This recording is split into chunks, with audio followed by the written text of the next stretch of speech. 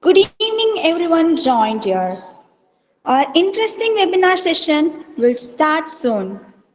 I request you all to wait patiently until 5:30 p.m.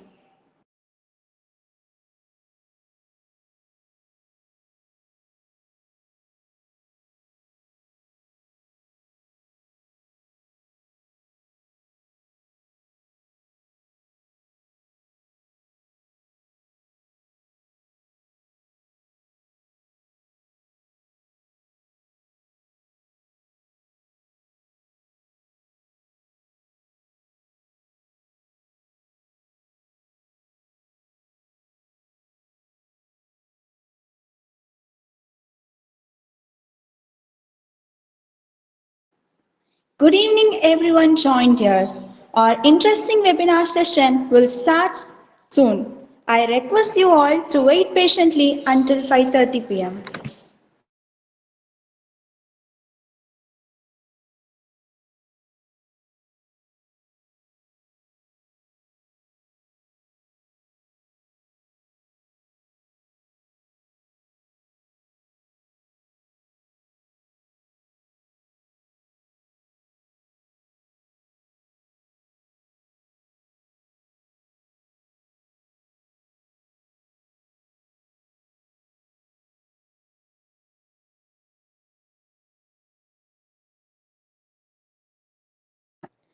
Good evening, everyone joined here.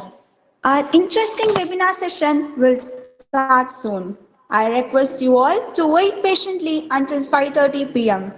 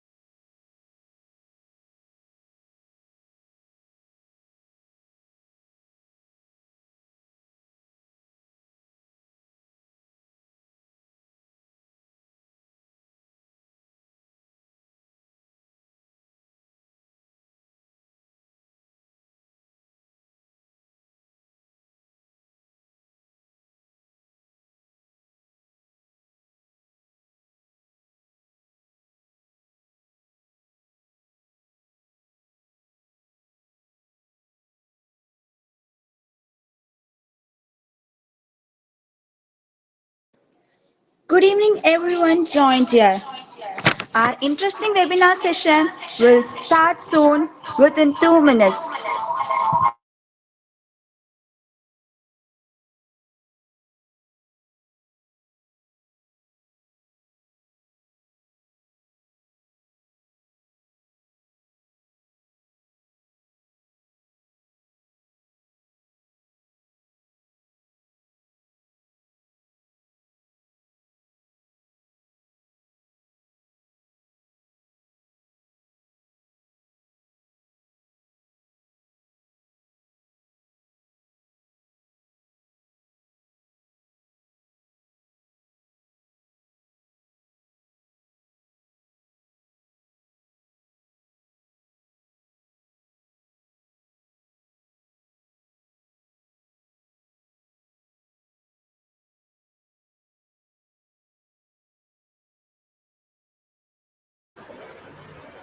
Hello.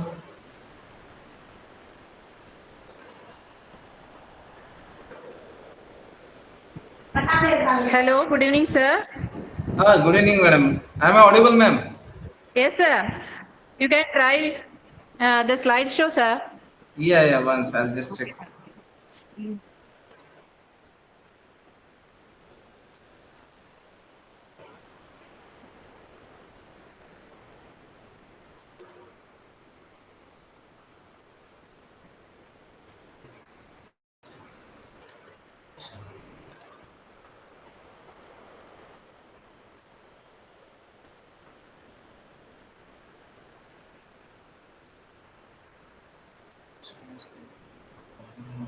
उनको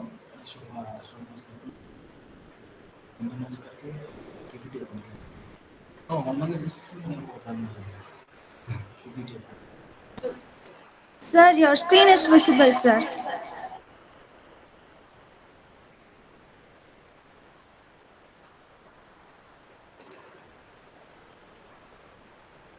Hello.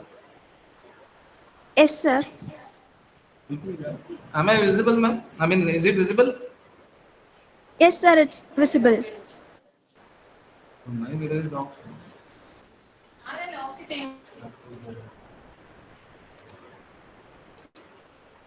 Yes. Yeah.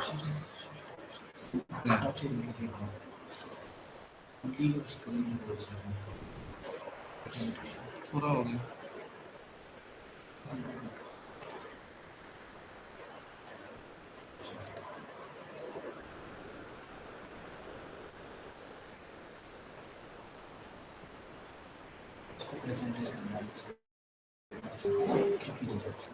Okay. In save.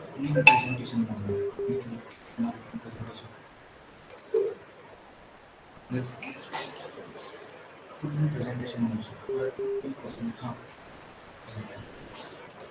But this I am visible. No?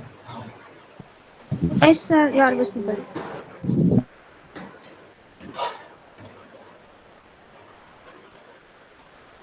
Okay.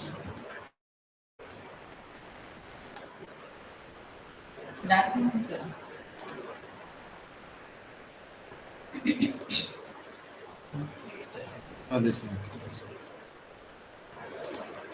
Yes, ma'am. Shall we start? Yes, sir. Hello. Sir? Am I audible? Yes, sir, you are audible.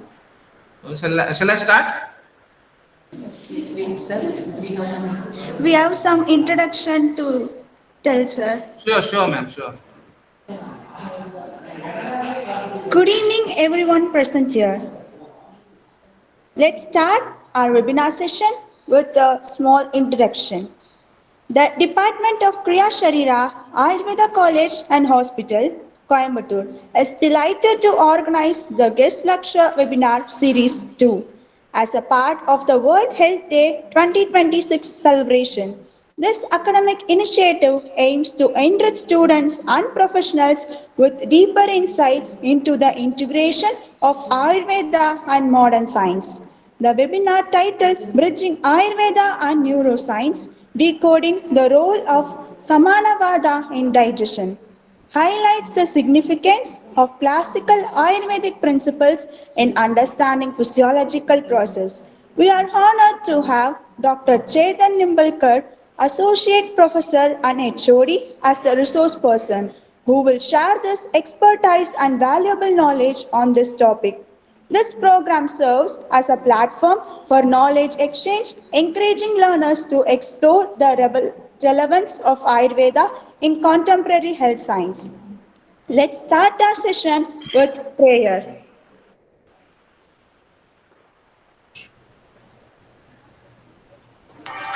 वक्रतुण्ड महाकाय सूर्यकोटि समप्रभ निर्विघ्नं कुरु मे देव सर्वकार्येषु सर्वदा.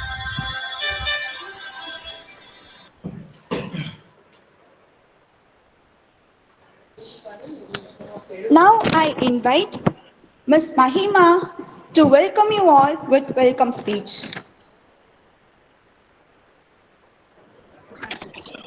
Good evening to all. It gives me immense pleasure to welcome you all to the Kriya Sharira Guest Lecture Webinar Series 2, organized by the Department of Kriya Sharira, Ayurveda College and Hospital, Coimbatore, in connection with World Health Day 2026.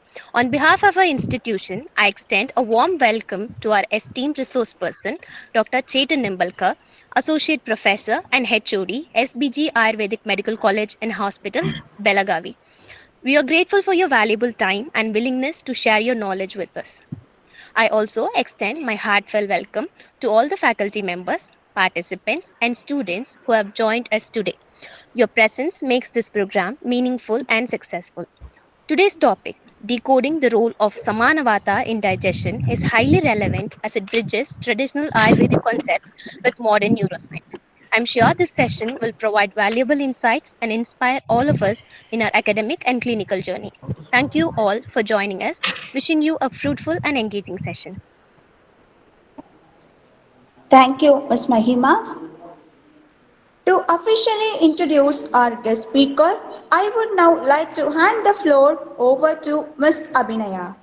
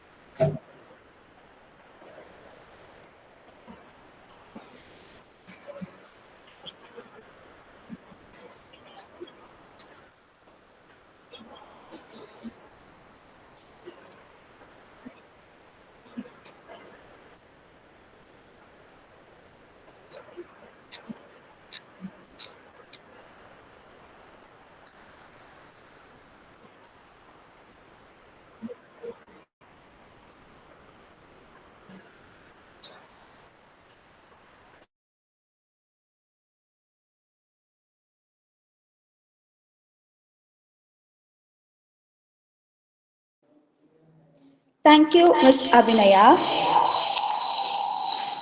Now it's the time for our guest speaker, Dr. Chetan Nimbalkar, sir. Over to you, sir. Thank you, ma'am. Thank you so much for your so nice introduction. And this juncture, I even like to thank the whole Kriya Sharira department of Ayurveda College and Hospital, Coimbatore, our HOD madam, Vadhu Kesari ma'am, and our Dr. Anu ma'am, or your principal sir of your Ayurveda College and Hospital, Coimbatore. It's really immense pleasure to deliver a lecture on Samanavata, decoding with our GI system. And I like to, I hope the students are very energetic still at 5:30 after a very stressful guest lecture and practical, I guess. So am I very much audible, I guess. So straight away I'll start with the lecture, ma'am. Is that okay? Yes, sir. Yes, sir. You are audible, sir. Yeah, fine.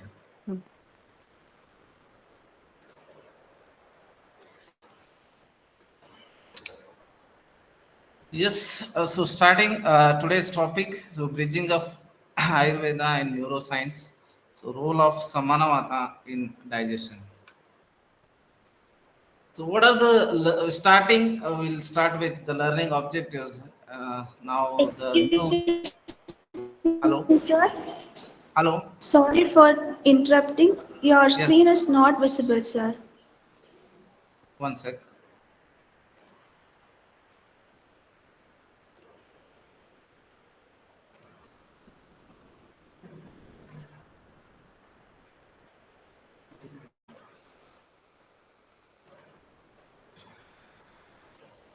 Ma'am, is it visible now?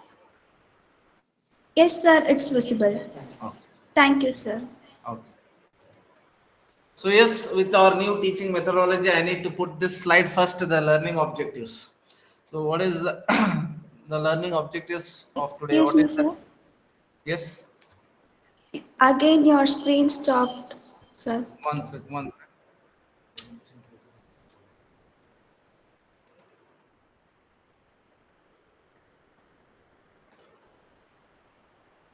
अभी जा रहा है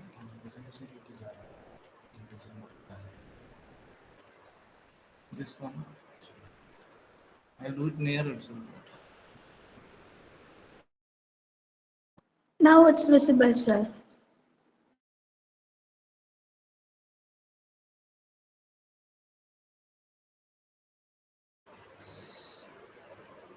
Where I do? Is it visible now? Yes, sir, it's visible now. Okay. If I'm going for slide share, I think I'm unable to. I am again disconnecting. Well, I'll just try once. Now it is okay.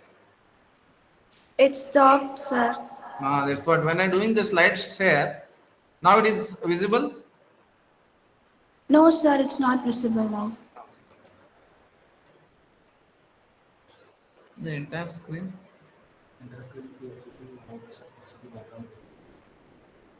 Yes. Okay.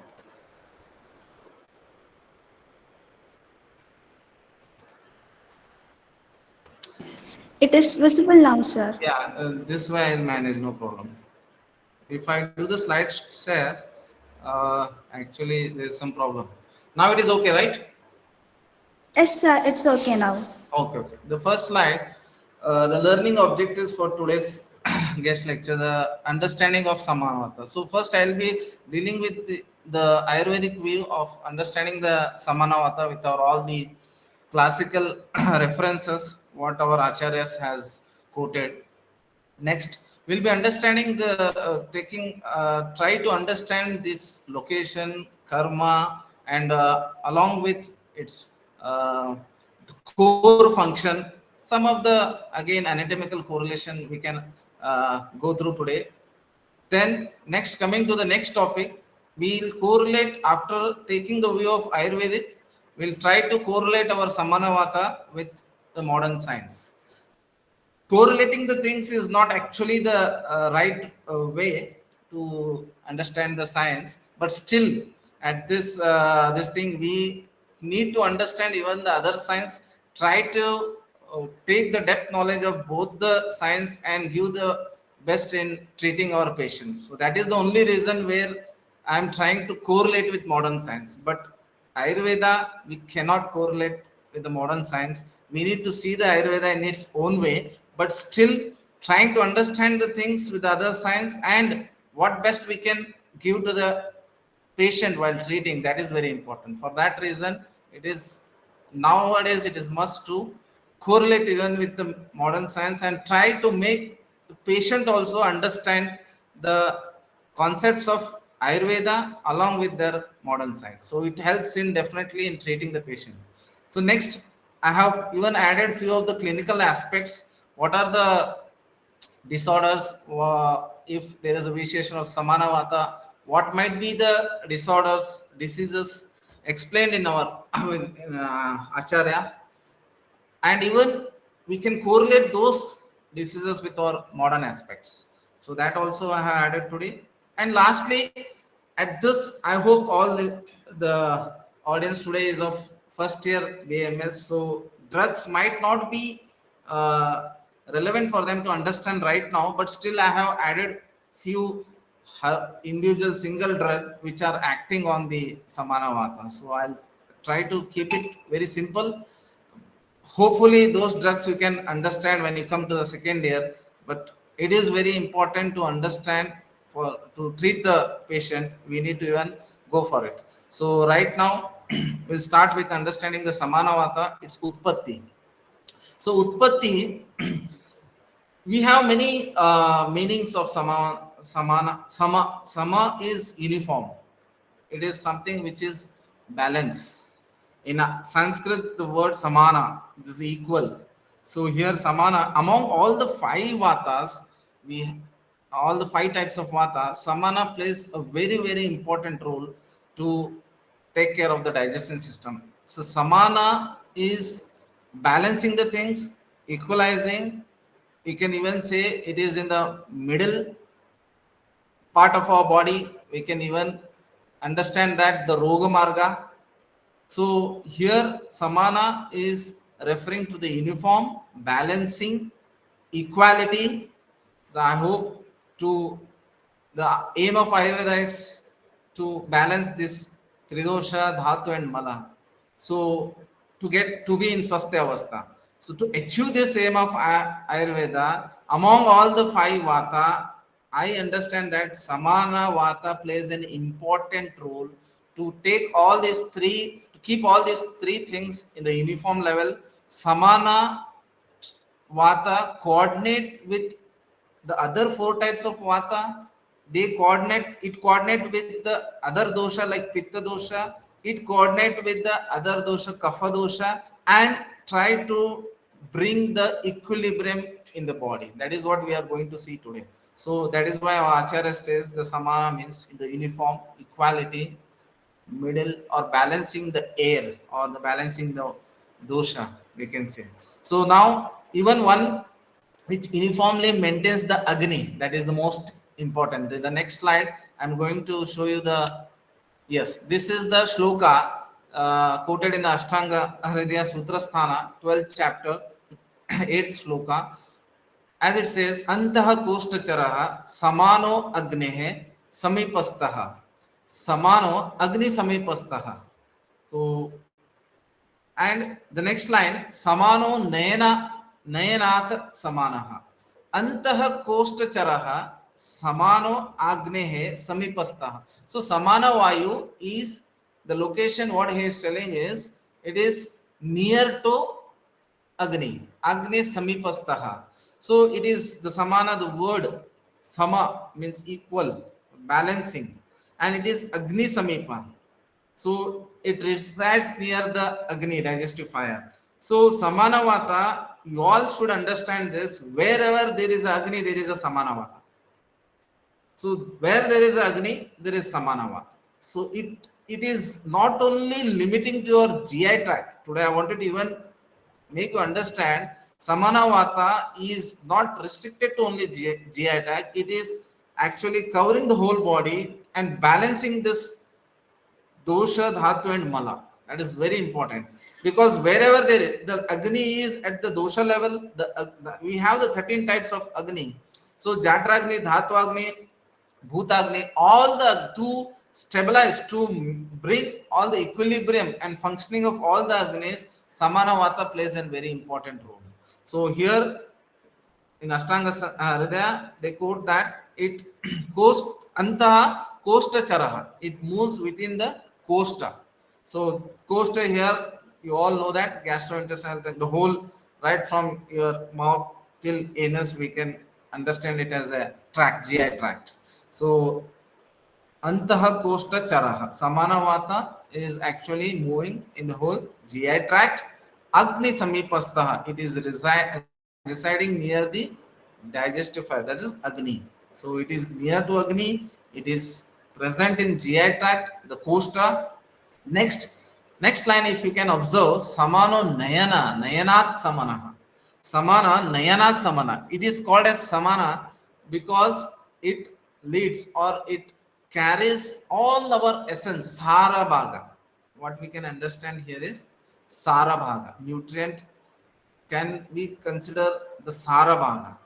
So Samana carries the Sara Bhaga, the essence of the food, equally. That is very important, and it carries equally, in the sense it does the Sara Kitta Vibhajana, it takes the Sara Bhaga and it circulates equally to all the parts of the body. That is Samananayana.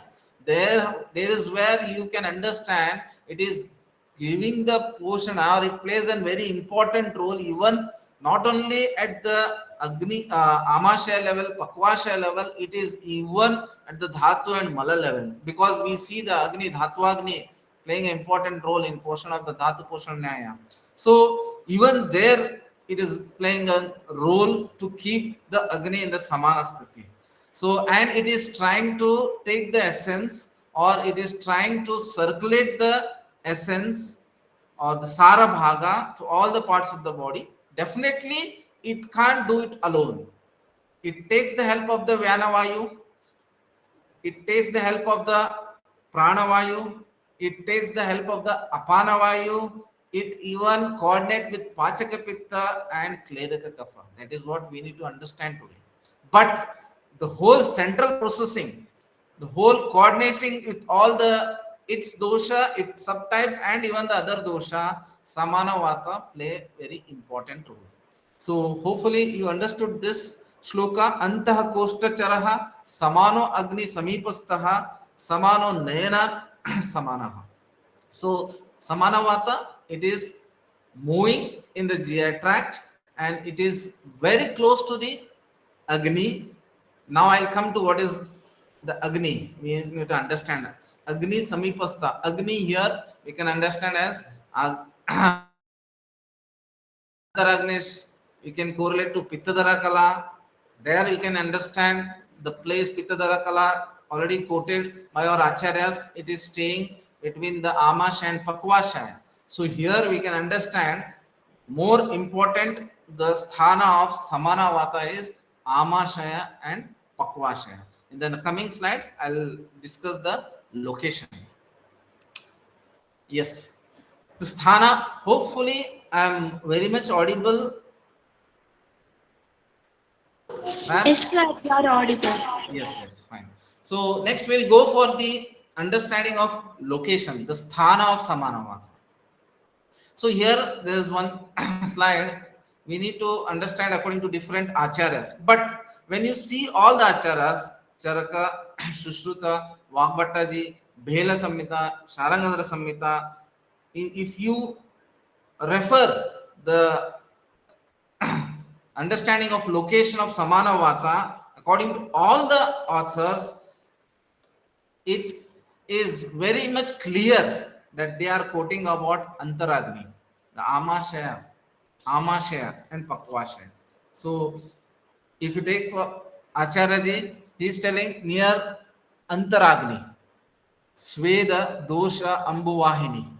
Next, Acharya Shush, if I try to get, this is the shlokas, the classical references, understanding of. I just marked it in the red color to make you understand all the acharyas. If you go for Ashtanga Hridaya Sutra Sthana, 12th chapter, 8th shloka, they are telling about the Samano Agni Samipastaha. Here again he is telling the location is Agni Samipa. Agni Samipa, here we can understand Agni as the Agneya. So Agnashaya, or we can Antaragni. Okay. So that is between the Amashaya and Pakvashaya.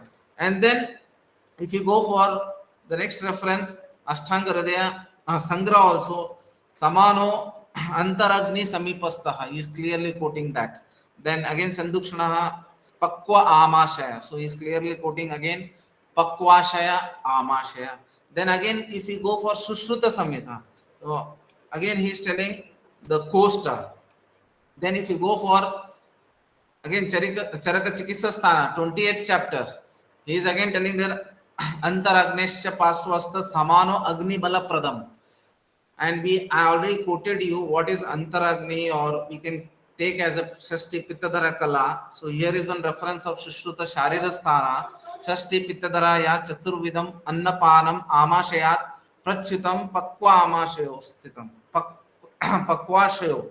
So Sthitam. So he is also telling the location of Samana Vata is Amashaya and Pakvashaya.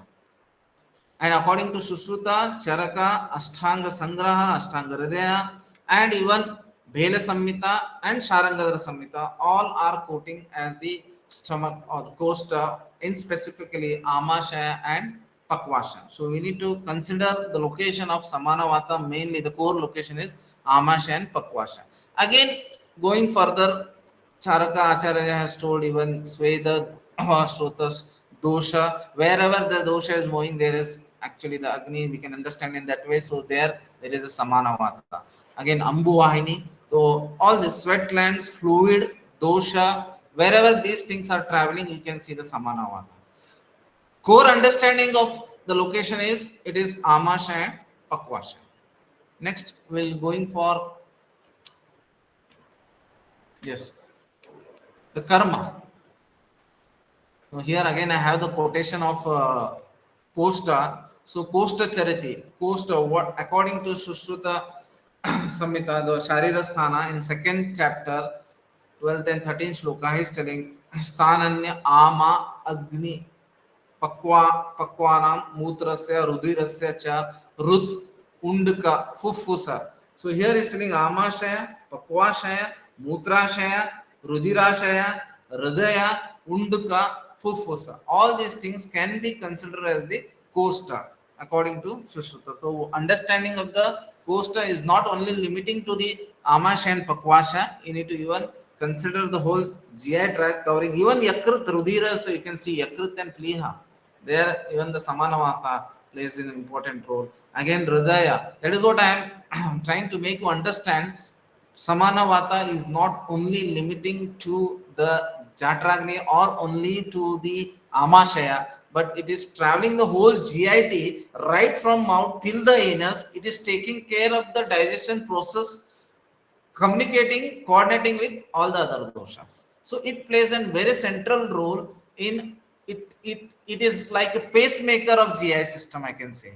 How the in modern science we'll see in the further slide the interstitial cells of Kajal that is actually present in the enteric nervous system. So it even without the connection with our CNS, that without connecting the enteric nervous system with parasympathetic and sympathetic, we can understand the interstitial cells of Kajal which are actually present in the enteric nervous system. They act as a pacemaker. They generate their own impulses and try to get some motility in the gastric GI tract. So that is acting as a pacemaker. In the same way, our Samanavata, it is acting as a pacemaker for in the GI system. So it is helping in the process of digestion. So next, I hope you are clear with the locations. You are very much clear with various acharyas as quoted the Kosta, Amashaya, Pakwashaya as the location. So we have all these references also. So next we'll go for the function. The important part, the function. Now according to Acharya Charaka, he is telling the stimulating the Agni. So again, the main function, the core function of Samanavata is to stimulate the Agni. So wherever there is Agni, there is Samanavata. That is why. So it is again the location also we saw. It is the Agni Samipastaha stimulating our Antaragni. So even we have the reference in the Charaka Samhita. He's telling about the main function of Samanavata is stimulating our Agni along with the Pachaka Pitta. So again, it is actually stimulating Antaragni to digest. His main intention is to digest whatever the food ahara we are taking, the ahara which is taken in the proper matra and the proper ahara kala. For that reason, the Samanavata is actually stimulating the Agni. Very important to understand. Why I am telling again, I'll go for coordinate, make you understand the importance of Jatragni also. So equilibrium state, the keeping the Agni in the Sama Avastha. So that is Sama Agni is very much important. So when in this state, it is possible to stimulate our digestive system or digestive fire, where you can see the Jatragni is stimulate the Antaragni, Jatragni, it is stimulated, and the proper pachana of the ahara what we are taking, the ahara which we are taking in a proper matra, the what we can say is as per our ahara kala. So if you are taking in that way, it is very much easily the Agni is actually in the Samavastha and the Pachana of the Ahara is also taking in the proper way and the Poshana is happening. So where that we are maintaining our Swasthya. If at all we are not actually following the Ahara Vihara, Dinacharya, Rutucharya or your Matra, Ahara and Kala, then definitely there is every chance to disturb this Samanavata or thereby you are disturbing the Agni. So then there is a problem of aswasthya. So that I will discuss that in the coming slide. So next, the again it is helping to give the bala, and even it helps to increase our lifespan. It is quoted in the Charaka Chikisa Sthana 15th chapter, that is the 7th sloka, is even telling about the bala, and it is giving the like it increases the ayusha also. So that is how the important function of the Samanavata. According to Vagbhata, the main important functions are Anna Grahanam, Pachati, Vivechayati, Munchati. Anna Grahanam, Pachanam, Vivechanam, and Munchati. So, Samanavata does Grahanam. So, I guess this slide is, yes, here is slide. So, Grahanam. So, along with Pranavayu and Kledakafa. So, here the ingestion of the food, the what I can say is the initiation of taking the food. So that is what we can again we'll see the comparison, the model modern science when we discuss that. So here it is Grahanam, it is taking the ingestion of the food, and then Pachanam. Next, along with the help of the Pachaka Pitta. So here when the food is ingesting and it is entering the Amashaya, there you see there is a Pachana Kriya. So Pachana Kriya, the initiation, definitely Pachaka Pitta is acting, but to act, the Pachaka Pitta to act properly, the stimulation is given by Samanavata.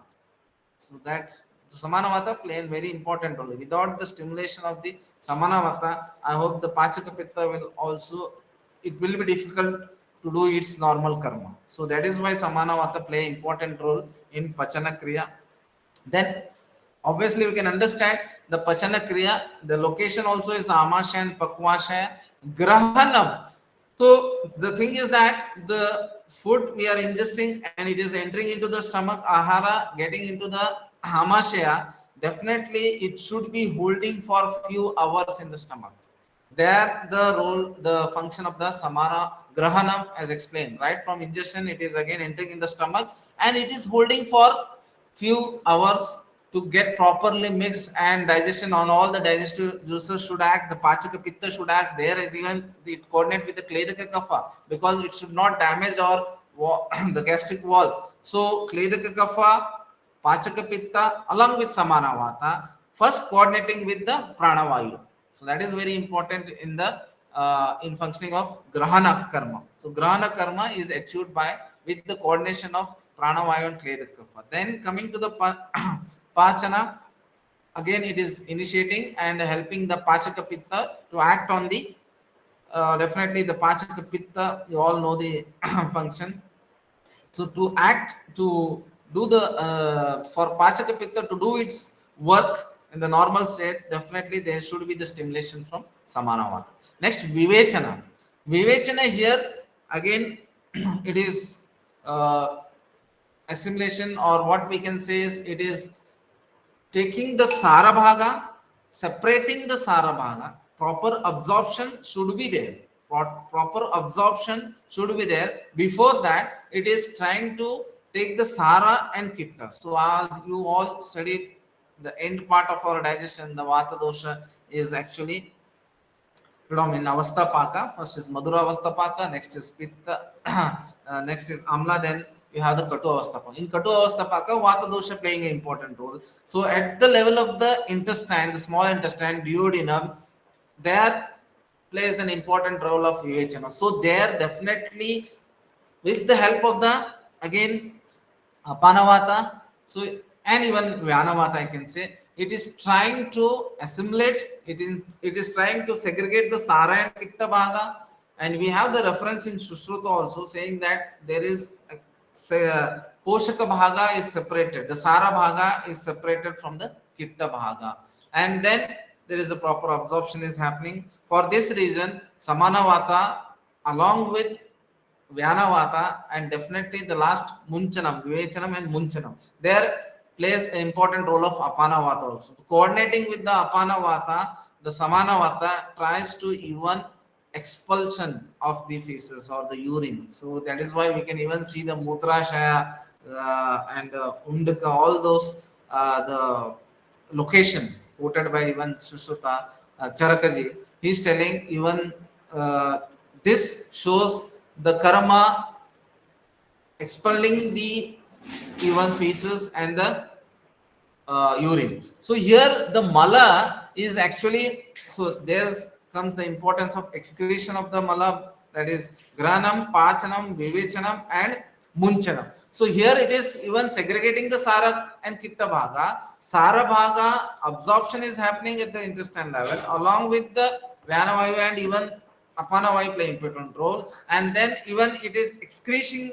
there is excretion of the Kitta Bhaga is happening. There also the Samana Vata is playing an important role. So this is, if you can just see Grahanam, Pachanam, Vayachanam and Munchanam, it is just showing the whole process of the digestion system. So right from your mouth till anus, it is play a very important role. So next is, again, to understand the Samana Vata, it is actually correlating with the Jatragni. Samanavata, when it is normal, that is what I was been just explaining you. If you are taking the ahara at proper time and proper matra, then definitely the agni is stimulated, and there would be again the samana agni is maintained, and the food is pachana of the ahara is done properly. There is again ahara rasa is found properly, segregating the sara and kitta bhaga. It all depending upon the jatragni. The samana mata, when it is in the normal state, it is showing that the jatragni is considered to be the samagni. So you have the condition when we are in the swastha avastha, all the dinacharya, rutichara, what we are following, then definitely the agni will be in sama agni state, the jatragni, it will be in the samagni state because the samana vata is working properly. So samana vata play a very important role in maintaining our jatragni in sama sthiti. That is why the word sama, it is helping to maintain the agni in the normal state. When it is disturbed, when the samana vata is going vimargagami, definitely it is the anulomana gati vata. When it is going vimargami, it shows the vishamagni state. When it is again coordinating with the pitta, where it is an increased state, vitiated state, definitely it is going to cause the Tikshnagni. When it is associated with kapha, this all state are in the Vikrita Avastha. It is causing Mandagni. So here Samana Vata, it is showing the, what you can say is the Yogavahi Karma. So Vata, you all know, among all the three doshas, among Vata, Pitta and Kapha, Vata plays very important role as Yogavahi. So we call it as a Yogavahi because see, Vata has the property of Yogavahi. So it is actually making the friends with Pitta and Kapha, and also it is taking care that it is not changing its own guna also. And it gets mixed with the other dosha and exhibit their whatever the predominant of the gunas are there, but not changing its own guna. That is why the yoga vahi, what I am telling, the vata dosha play a very important role. So here, that is what I was quoting you. When so samana vayu, it is coordinating with the prana vayu, it is coordinating with the pachaka pitta, so it is coordinating with the kledak kapha. So what is actually it is doing? Coordinating and maintaining its normal state. But when there is a vitiation, when the samana agni itself is vitiated because of ahara, vihara, whatever the gunas. Here, I'll next slide. I will be showing you the gunas for vitiating the samana vayu. Ruksha guna plays a very important role. So when there is an vikrita, ahita ahara, ahita vihara, when the samana vayu is disturbed, definitely your agni gets disturbed. When the agni is getting disturbed, definitely associated might be the other doshas, prana vayu, it might be the apana vayu, it might be the pachaka pitta, or it might be the kleda kapha. Related to that, how you can see when the vitiation of the samagni disturb the jatragni, there again you can see the vishamagni, tikshnagni and mandagni. So samagni, to maintain the samana vata in the normal state, it is very important. again to maintain the Jatragni. So Jatragni and Samana Vayu, they are actually, when they are in the Sama Avastha, it is, we can say that the Agni is in Samagni, the Pachana is happening properly, all the Dhatus are getting the Poshana properly. So even the dosha, dhatu, and mala, they are actually in the normal equilibrium state. That is what we can say. So to maintain all the three dosha, mala, and seven dhatu, and all the 13 types of Agni, Samana Vata play a very important role. That's what I wanted to quote in this slide. Next, we need to understand its guna. See how? So we can see the subtypes prana, udana, samana, vyana, and apana. Predominant mahabhuta in prana vayu, it is the akash mahabhut is predominant, and in udana vayu it is ap mahabhut, and in samana vayu it is agni mahabhut. In vyana vayu it is vayu mahabhuta. In apana it is prithvi mahabhuta. Predominant guna prana vayu, आकाश महाभूत, लघु and रूक्ष्म गुण. उदान वायु, आप महाभूत and शीत गुण is predominant. समाना वायु predominant महाभूत is तेज महाभूत, अग्नि महाभूत, अग्नि समीपस्थः, अग्नि महाभूत, and respective guna is, it is roksha guna. Vyana vayu, it is vayu mahabhut, and then the predominant guna is chala guna. In apana vayu, it is prithvi mahabhut, you all know, and the khara guna is predominant there. Okay, so here if you see this slide, you can understand samana, agni, ruksha guna. So samana vayu, it is doing its karma because there is a ruksha guna in it.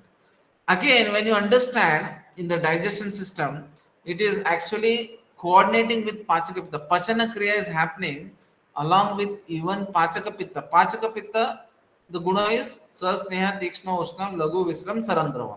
So pachaka pitta is pitta is having this guna, but pachaka pitta is tekta dravatvam. Again, there is a ruksha guna is important in pachana kriya along with pachaka pitta, and even a bit of snigdhata. So example, if I take it, when you make a chapati, definitely when you just mix that flour with water, even you put a bit of oil in it, and when you even try to put it on a pan while doing the chapati, the heat, ushna is there, ruksha is there, but even a bit of oil we need to apply. That is where how we can prepare the best chapatis. In the same way, when for doing the pachana kriya, definitely there is the ruksha guna of samana vata is play a very important role. Tekta drava, pachaka pitta, ushna tikshna guna, and even a bit of snigdha guna is important. Even the kledaka kapha is there to protecting the your wall of the stomach. So it is a coordination of this vata, samana vata, pachaka pitta, and kledaka kapha plays a very important role in pachana kriya. This is what you can understand, and in that ruksha guna of the samana vata is playing a very important role. Next. Hopefully you understand according to the Ayurveda, the samana vata location is amashaya, pakvashaya, kosta, we can say kosta charati. The core function is grahanam, pachanam, vivechanam, and munchanam. So that is the core function. Now we need to try to decode this with our modern correlation. That is what we'll try to see in the next coming slide. So hopefully you are understanding. Madam, if any this thing, you can let me know any suggestions, or I can go ahead. You can go ahead, sir. Okay. So next, in the modern correlation, we'll try to understand about the anatomical correlation. Again, the location here, samana vata, it is located in the middle part of the body, corresponding primarily to the stomach, small intestine, and the large intestine. So anatomical correlation, again GI, according to modern gastrointestinal system, stomach, small intestine, large intestine play a very important role. The next, reflexes also we can correlate. So movement of the food when it mixes with its mixture with the enzymes, and you can say the peristaltic contractions, they are all regulated by our local gastrointestinal reflexes. So reflexes play a very important role when we correlate with the samana vata. So samana vayu karma is correlating with these reflexes also. So definitely this gastrointestinal reflex will fall under the purview of samana vata's influence. Without the samana vata, there is the stimulation is not possible. So these are some of the I hope this is a bit depth in this thing, but still you can understand. More common this thing is the enterogastric reflex, intestinal reflex. Then you have gastroiliac reflex. So vagovagal reflex, you can see when how the food enters the stomach.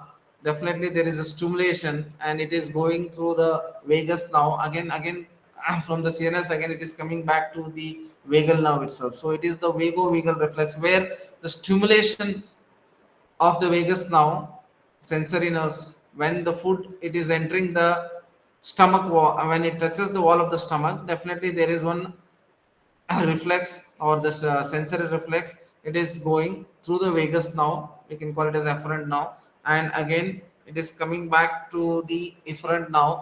There is a stimulation of acetylcholine when it reaches the wall of the stomach. There is again the release of the acetylcholine. Then there is a acetylcholine stimulate your gastric glands, and there it secretes your all the gastric enzymes, and then the digestion, the pachana kriya or the digestion starts. This is how we can understand. So to initiate, when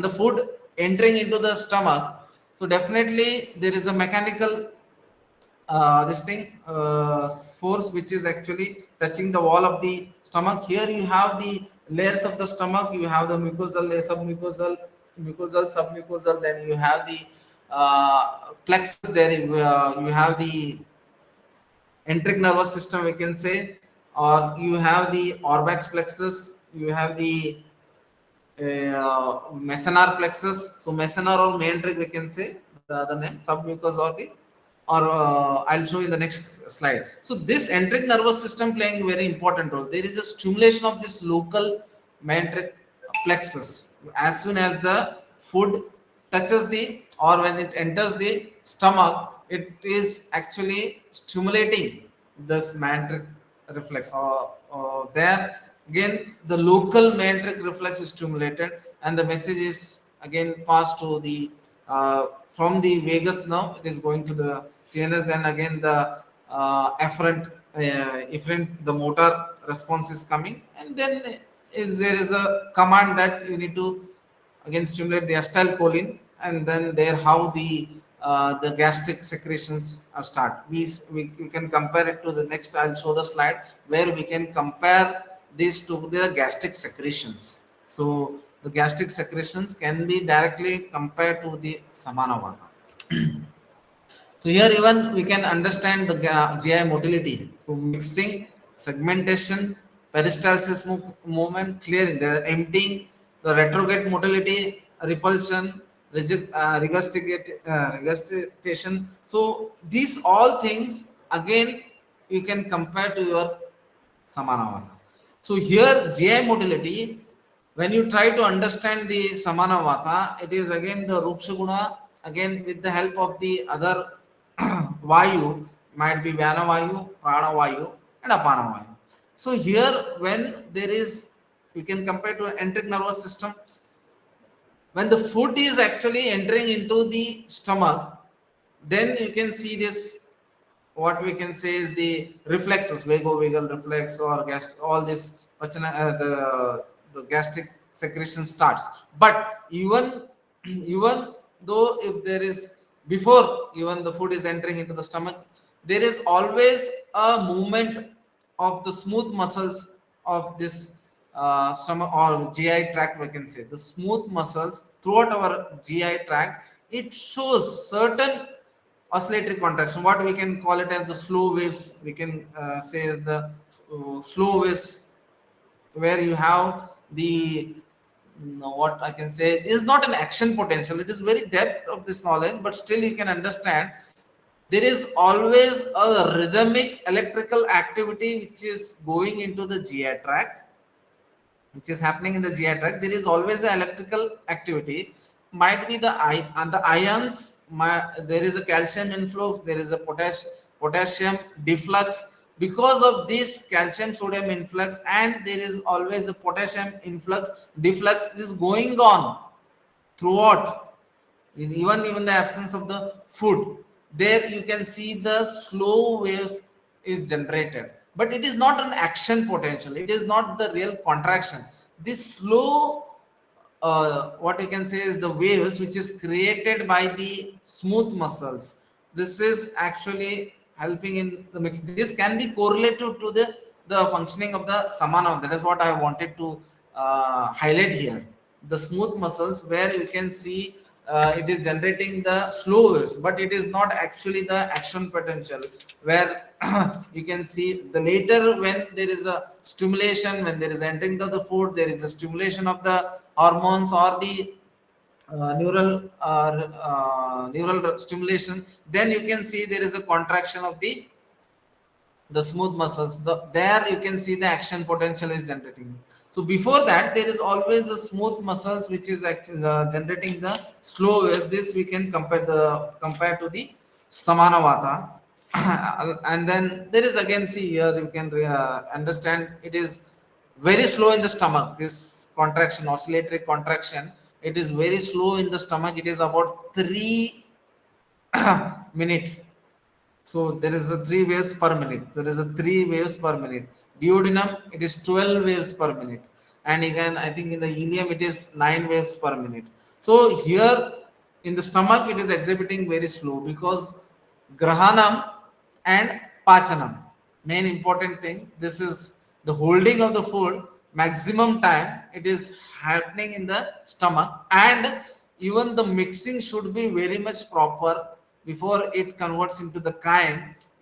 It needs the time. There is again mixing, segmentation, all the peristaltic, these things are happening. So stomach plays a very important role, and we need more time the food to get properly digested. For that reason, they generate the slow waves in the stomach. This can be, so this is actually what I want to tell you is this coordination.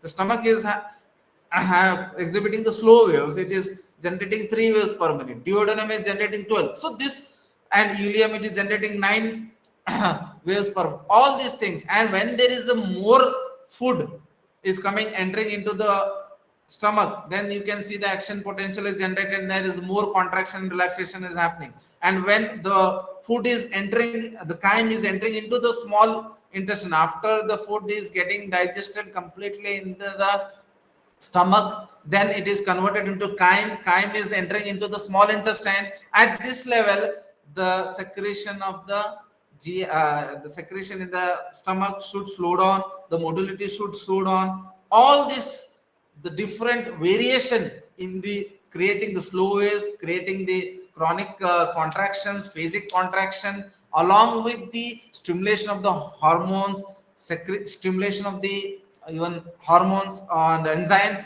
and even secretion, gastric secretion, intestinal secretion, pancreatic secretion. All these things is actually commanded, or the central processes or the key role which who is doing is Samanavata. So all this can be compared to the Samanavata. Without Samanavata, this thing is not possible. So that is why I'm making you understand anatomical correlation. After that, reflexes and GI motility can directly correlate to the Samanavata. Next, when you try to understand the functional correlation, so main when we understand the Grahanam, Pachanam, Vechanam and Munchanam according to Ayurveda, so here in modern we can understand this function of the GI tract, or the function of the digestive system can be correlated to the enteric nervous system. So Samanavata can directly be correlated to the mechanism of enteric nervous system. So it is also called as second brain. Samanavata correlated to the enteric nervous system. This enteric nervous system, actually it is for I think the first year level, I hope still it is there in the second term, I guess. So in GI tract, you can enteric nervous system is nothing but the nervous system of the in the gastrointestinal tract. So it is the actually independent nervous system of our GI tract. Definitely, it is connected with the sympathetic and parasympathetic nervous system, connecting with our CNS, the command we are getting from the CNS. But still, if we are not actually, if we are disconnected with the parasympathetic and sympathetic nervous system, the enteric nervous system has the ability to do its own. There is again the GI motility is happening, impulse are generating on its own. So there we can understand the enteric nervous system. For some extent, it can function on its own. That's what I can. That is why it is called as second brain. So Samanavata can be correlated to the enteric nervous system, parasympathetic and sympathetic components of our autonomous nervous system. It can be even directly. Just now I have explained you about the GI tract motility. It is showing the exhibiting the slow waves and generating the phasic contractions. All these things can be compared to the Samanavata GI motility and all the neurohormonal influences of digestion. So, and even it facilitate your absorption and expulsion. That is what we are highlighting here about the vivechanam and munchanam. So ingestion, digestion, absorption, and expulsion. So this is actually can be correlated directly to the our modern aspects of digestion. Here, the last sentence, that's what I was highlighting. Interstitial cells of Kajal. This is acting as a pacemaker of gastrointestinal tract, and our pacemaker is Samanavata. So the Pachana Kriya to take place properly, Samanavata act as a pacemaker. So here, this interstitial cells of Kajal, it is present in the enteric nervous system. So enteric, see, to make you understand a bit of enteric nervous system, it is divided into your two main plexus. One is Orbax plexus, so we can call it as myenteric plexus. So if you have the four walls of the GI tract, first is mucosal layer, then next is your submucosal layer, then next is muscularis, then last the outermost part is serosa. So you have the submucosal layer, one and the enteric nervous system. If you divide it into the two parts, it is actually divided into two parts. One is in the submucosal layer. We call that as a mesenar plexus. The other one, it is present in the muscularis layer, the muscular layer of the GI, the wall I am telling. So here it is actually this enteric nervous system. It is spreading from your lower part of the esophagus till your the intestine, large intestine. So this is actually the the main, we can call it as the control of the digestion. It is happening through the enteric nervous system only. So enteric nervous system is having two divisions. One is present in the submucosal layer, we call it as the myenteric. The another one we call it as, it is present in the muscularis layer, externa, muscularis externa. It is present between your longitudinal and circular muscles. So in that area it is present. We can call it as the Orbac plexus or myenteric plexus. So to just understand its function, just to go further, this the submucosal or mesenar plexus, we can correlate to the, or it has the function of secreting function. All the secretions or blood flow to the GI tract, whatever the secretions is happening in the GI wall, absorption, all these things is, or some there is the control of the neuroendocrine cells also. So majorly it is the stimulatory, or we can call it as the secretions, absorptions, the blood flow. All these things are taken care by the submucosal or mesenar plexus. The second branch, or which is present in the muscularis externa layer, we call that as a myenteric or Orbax plexus. This Orbax plexus is related to the motility. It is purely related to the regulation of the motility of the the contraction and the relaxation, so that the GI motility is the peristaltic movements. All these things, the mantic or the orbex plexus is responsible. So this, if you go for the comparison, definitely both the GI, the orbex plexus and the mesonar plexus, both the branches is actually can be correlated directly to the Samanavata. Hence, the whole mechanism of the enteric nervous system can be directly correlated to the Samanavata. And there I wanted to explain you in the orbex plexus, in the mandric plexus, there you have the cells, round cells which are connected to each other. We call it as the interstitial cells of Kajal. So I'll just want to make you explain this the role of the interstitial cells of Kajal. When the food enters into your GI tract, then there is a stimulation. Definitely, there is a chemical secretions is happening. There is a mechanical stimulus, and there is neuroendocrine cells are stimulated. Then there is a sensory nerves which is actually connecting to your from the GI wall, the mucosa layer, the sensory nerve cells, they are actually connected to the your last the muscularis layer. So when the food is enters the GI wall, it is actually stimulating the mechanical chemical secretions is happening. Then it stimulates the sensory nerve. The sensory nerve, it tries to stimulate the your meandric plexus, where meandric plexus is having again two divisions. One is ascending and one is descending. The ascending right from anal it reaches towards the mouth, and descending is from mouth towards the anal. So when there is the mouth, the food is entering, it is the sensory nerves are stimulating, and then it is stimulating your orbex plexus. There you need to understand when the food is entering the GI tract, the movement of the food should be forward. Matlab, the thing is that the oral side of our GI wall should have the contraction, and the anal side of the wall should be relaxing. That is how the peristaltic movement should go. So when the food enters, there is a stimulation of the sensory nerve. Then there is a orbex plexus is stimulated, and then it is secreting the acetylcholine. There is the role of acetyl. So there is the role of Samanavata, and this acetylcholine is stimulating the interstitial cells of Kajal, and this has the ability to generate its own impulse. And when it's giving the stimulatory action, there is a contraction of the oral side of the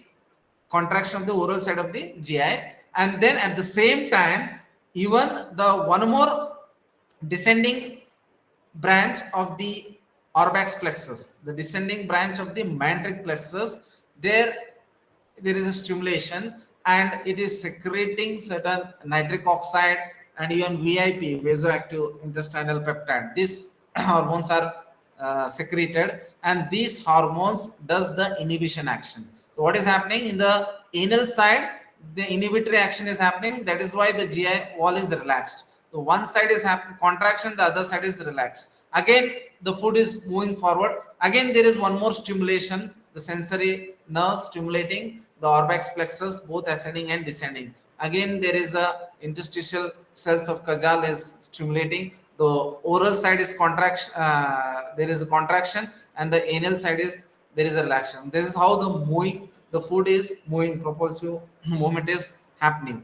So this GI motility, what I explained, connect where you can see a major role of the mandric plexus and the interstitial of Kajal.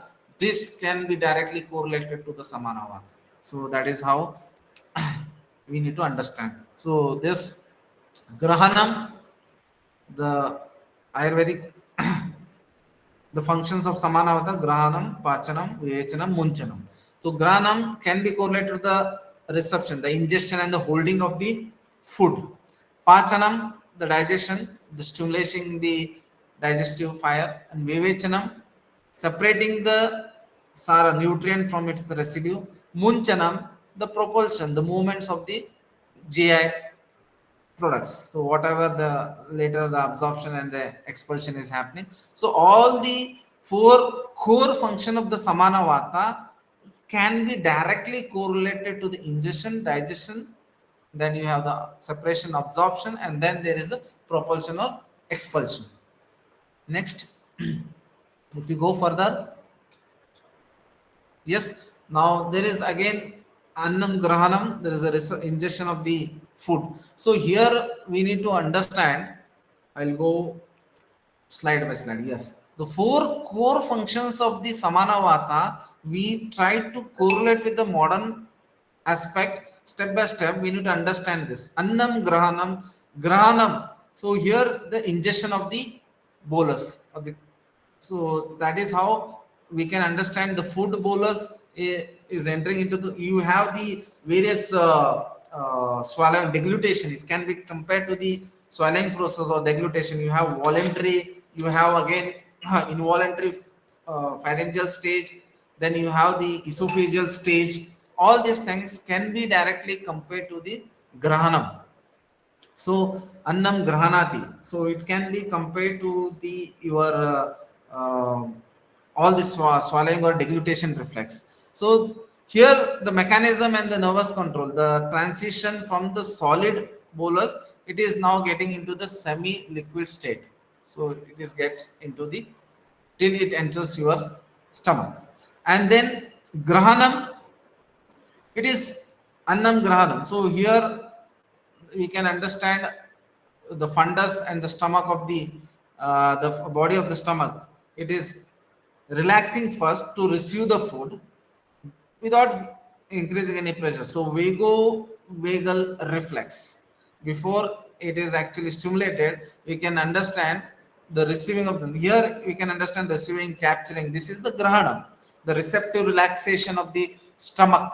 We can compare it to the grahanam, and then you can understand the stuff. Then you need to hold it also, the retention.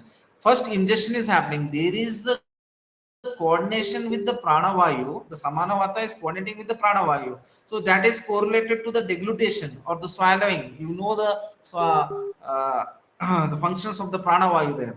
Okay, so annam grahanati again there. So there is a deglutition or swallowing is processes happening, and this is only possible, the samana vata is actually coordinating with the pranavayu, and the food is ingested.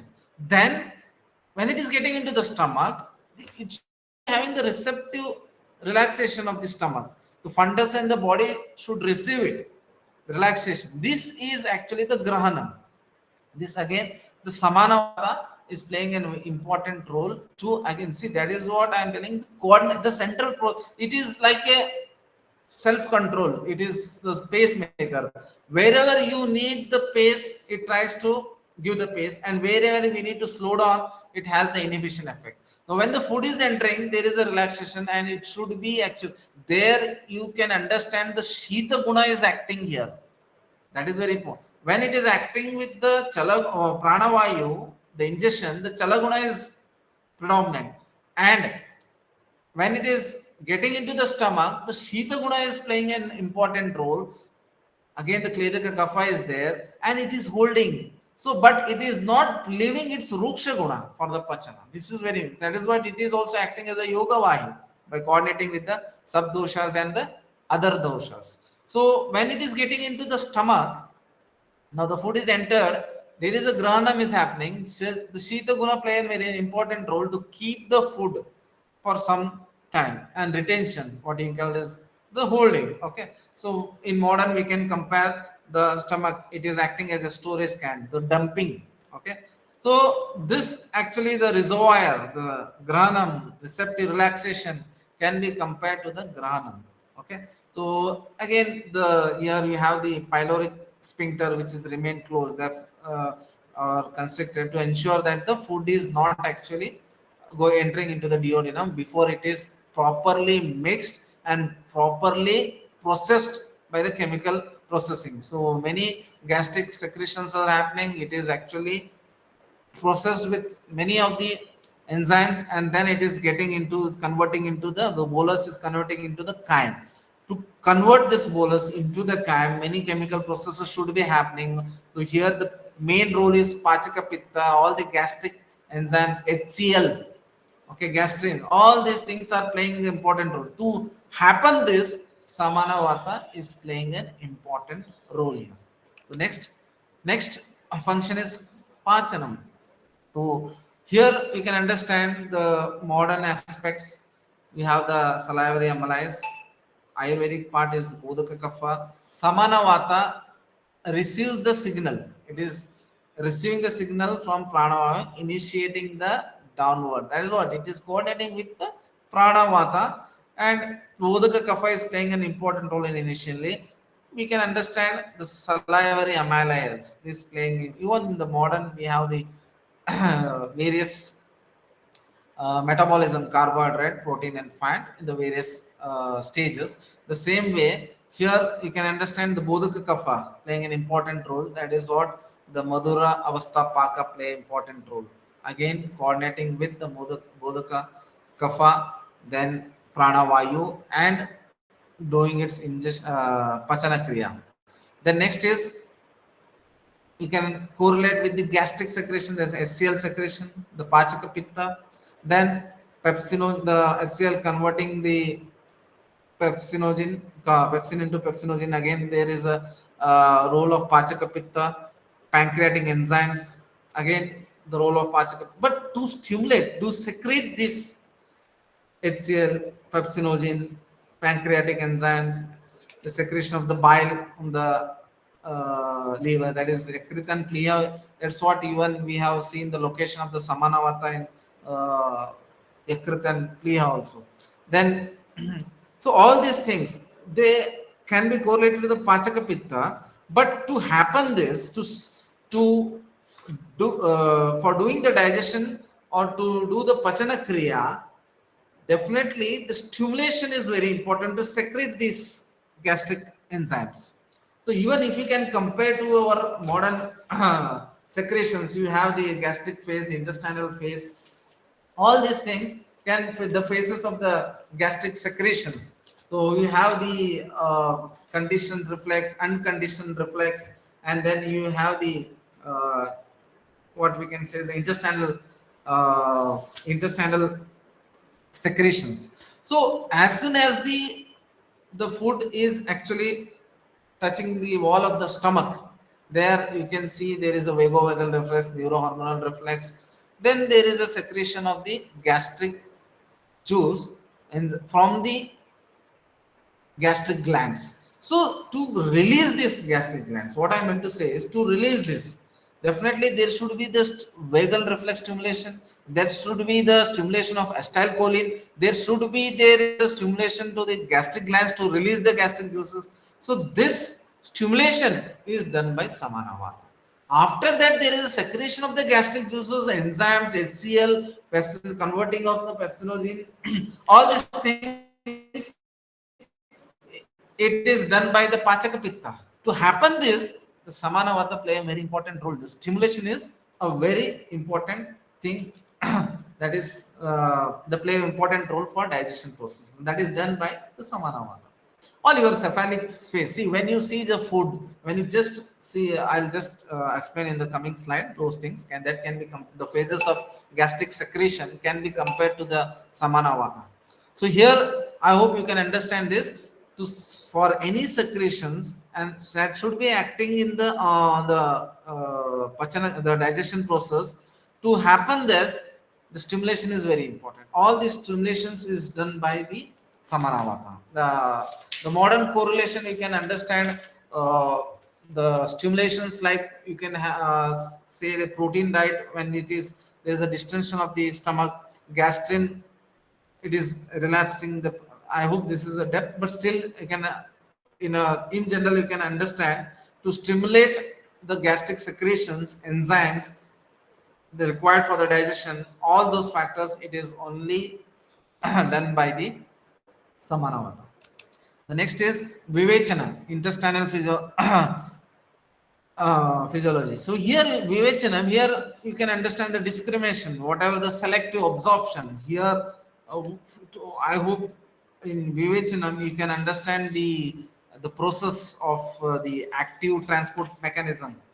So There we can even absorption of the glucose is done by the sodium glucose co-transporter.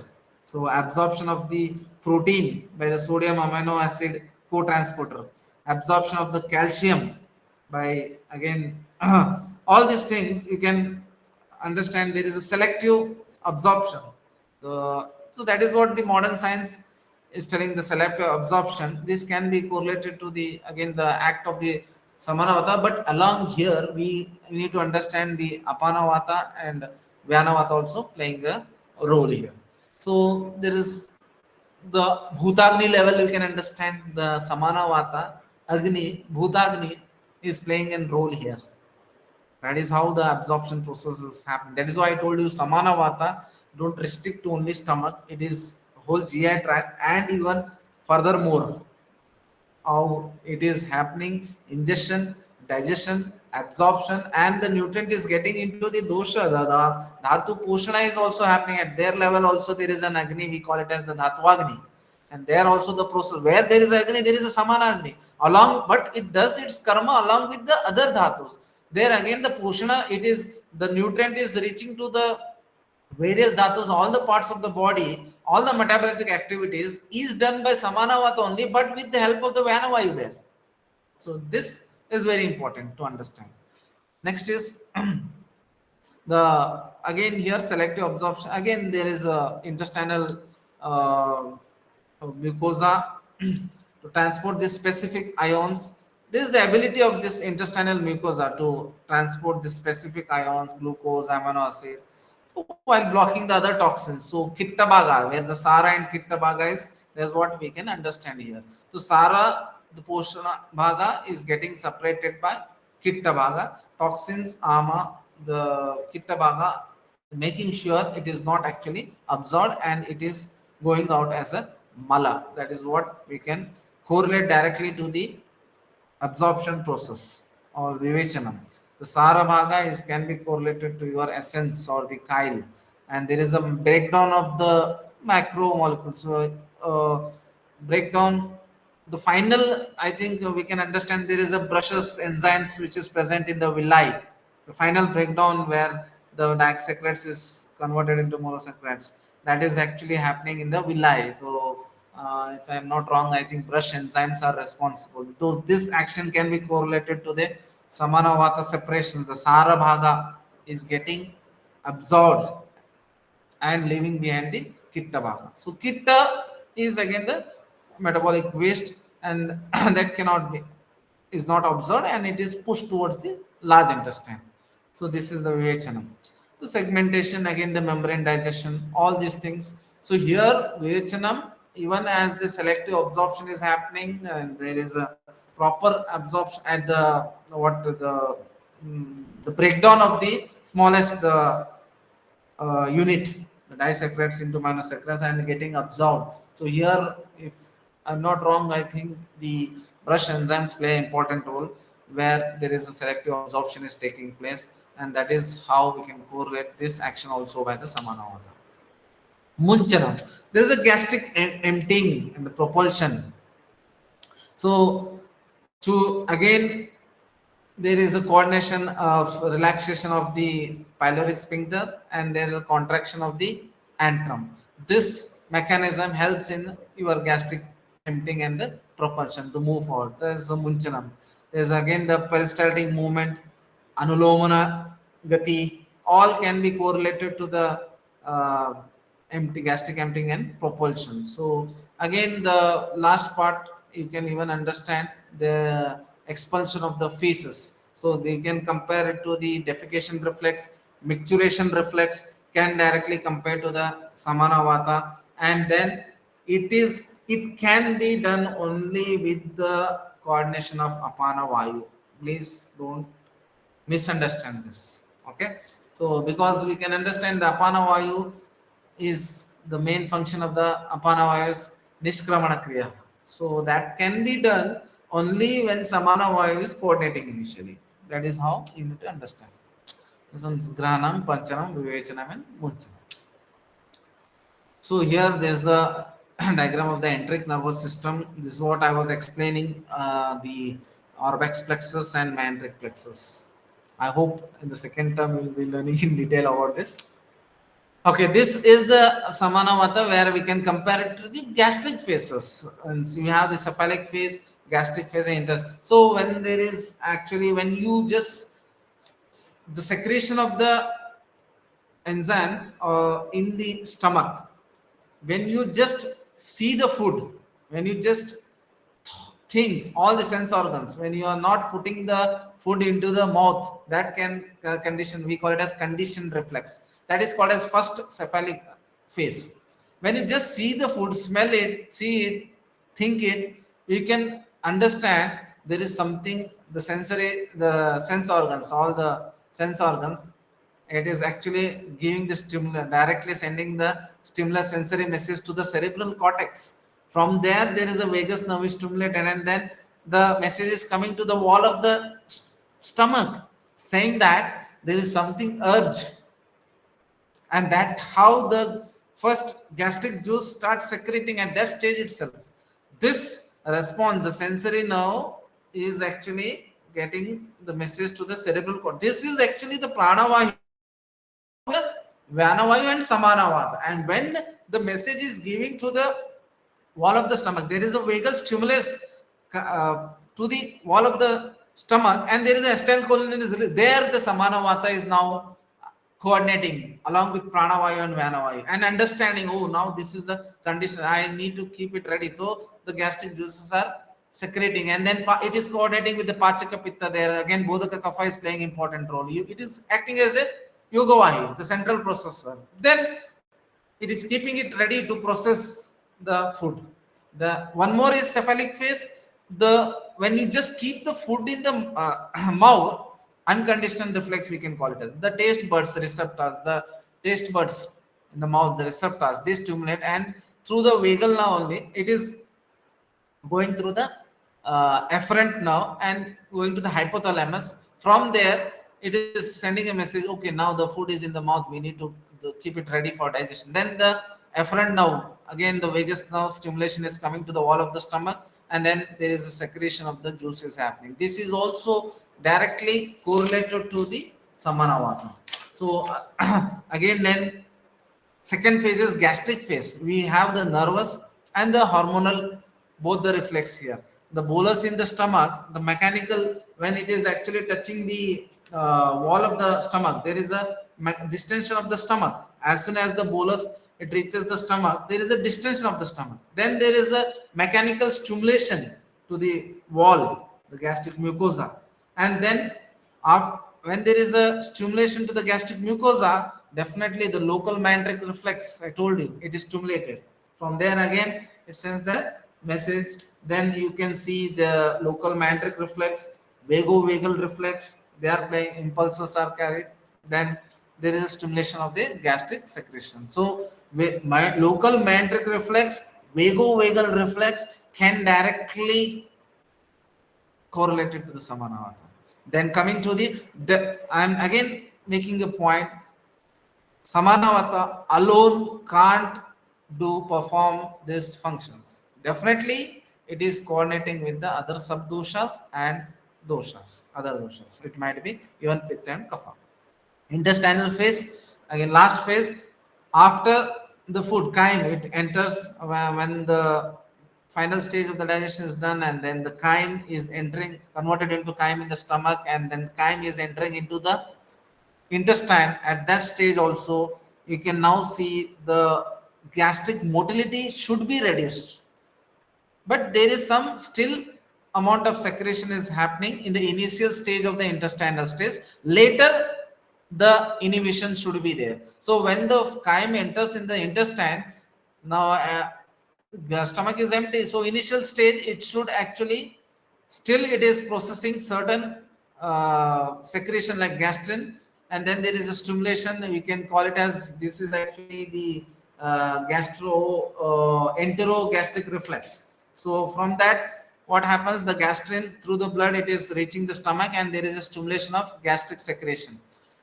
The next later stage of the intestinal phase, now we need to stop that. The motility of the secretion in the stomach should be stopped. The latest of the intestine, there is a the chyme which is entering in the intestine, they are actually secreting certain enzymes. And even we can see the pancreatic, like I think so, somatostatin is secreted by the pancreatic juice.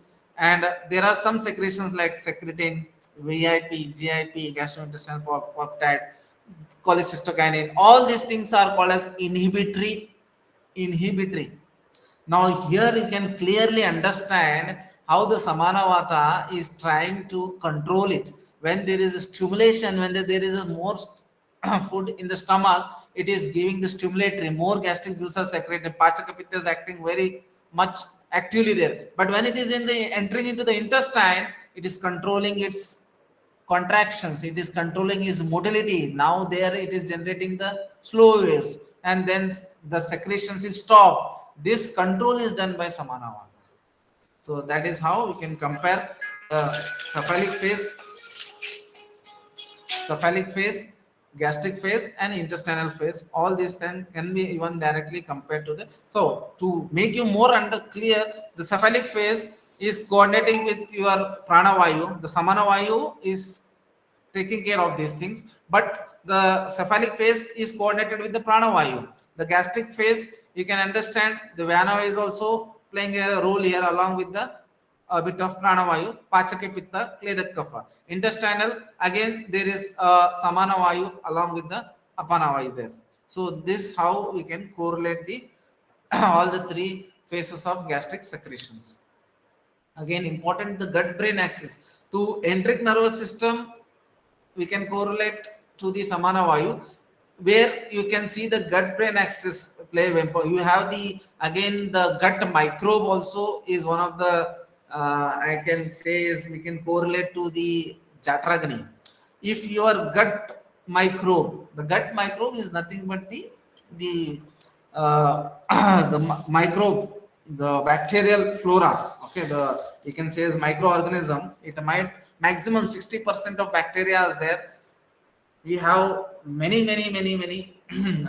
bacteria in our gut flora. So there are actually now time is very short. I have a very thing information also regarding the gut flora also, but if we'll see some other time we can speak about the gut flora, the gut microbe, where you can see where like we have around 300 to 1000 different species in our human gut flora. So bacteria, they are the they are exhibiting around 99% is actually bacteria comprising of 30 to 40 species.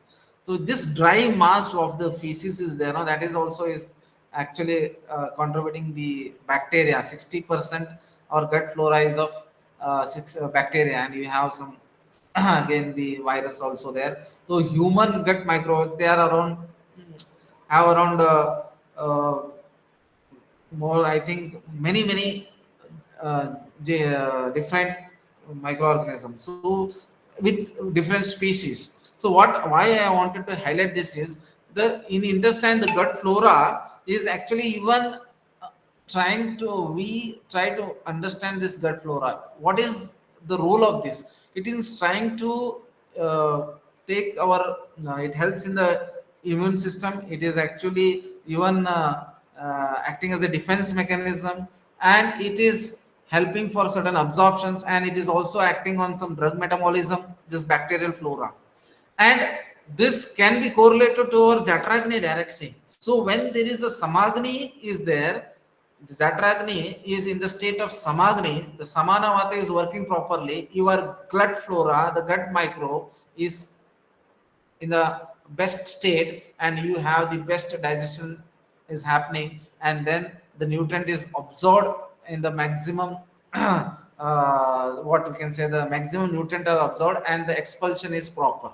If this is disturbed, if Agni is disturbed, if Samanavata is disturbed, Jatragni is disturbed, then there is no Samagni, it is Vishamagni or Mandagni or Tikshnagni state. Then this can be correlated to gut flora is disturbed. Then you have might be predominant of more bacteria, might be predominant of the not the what we can say, the part of the gut flora bacteria's minimize or deficiency. Because of that, this gut flora is disturbed. Then I guess now we can say the Jatragni is disturbed, Samanagni is disturbed, and then you can see the malabsorption, might be IBS, irritable bowel syndrome, all these kind of diseases you can see. Now that is what we can understand now. Samagni can be correlated to this gut flora also, the action.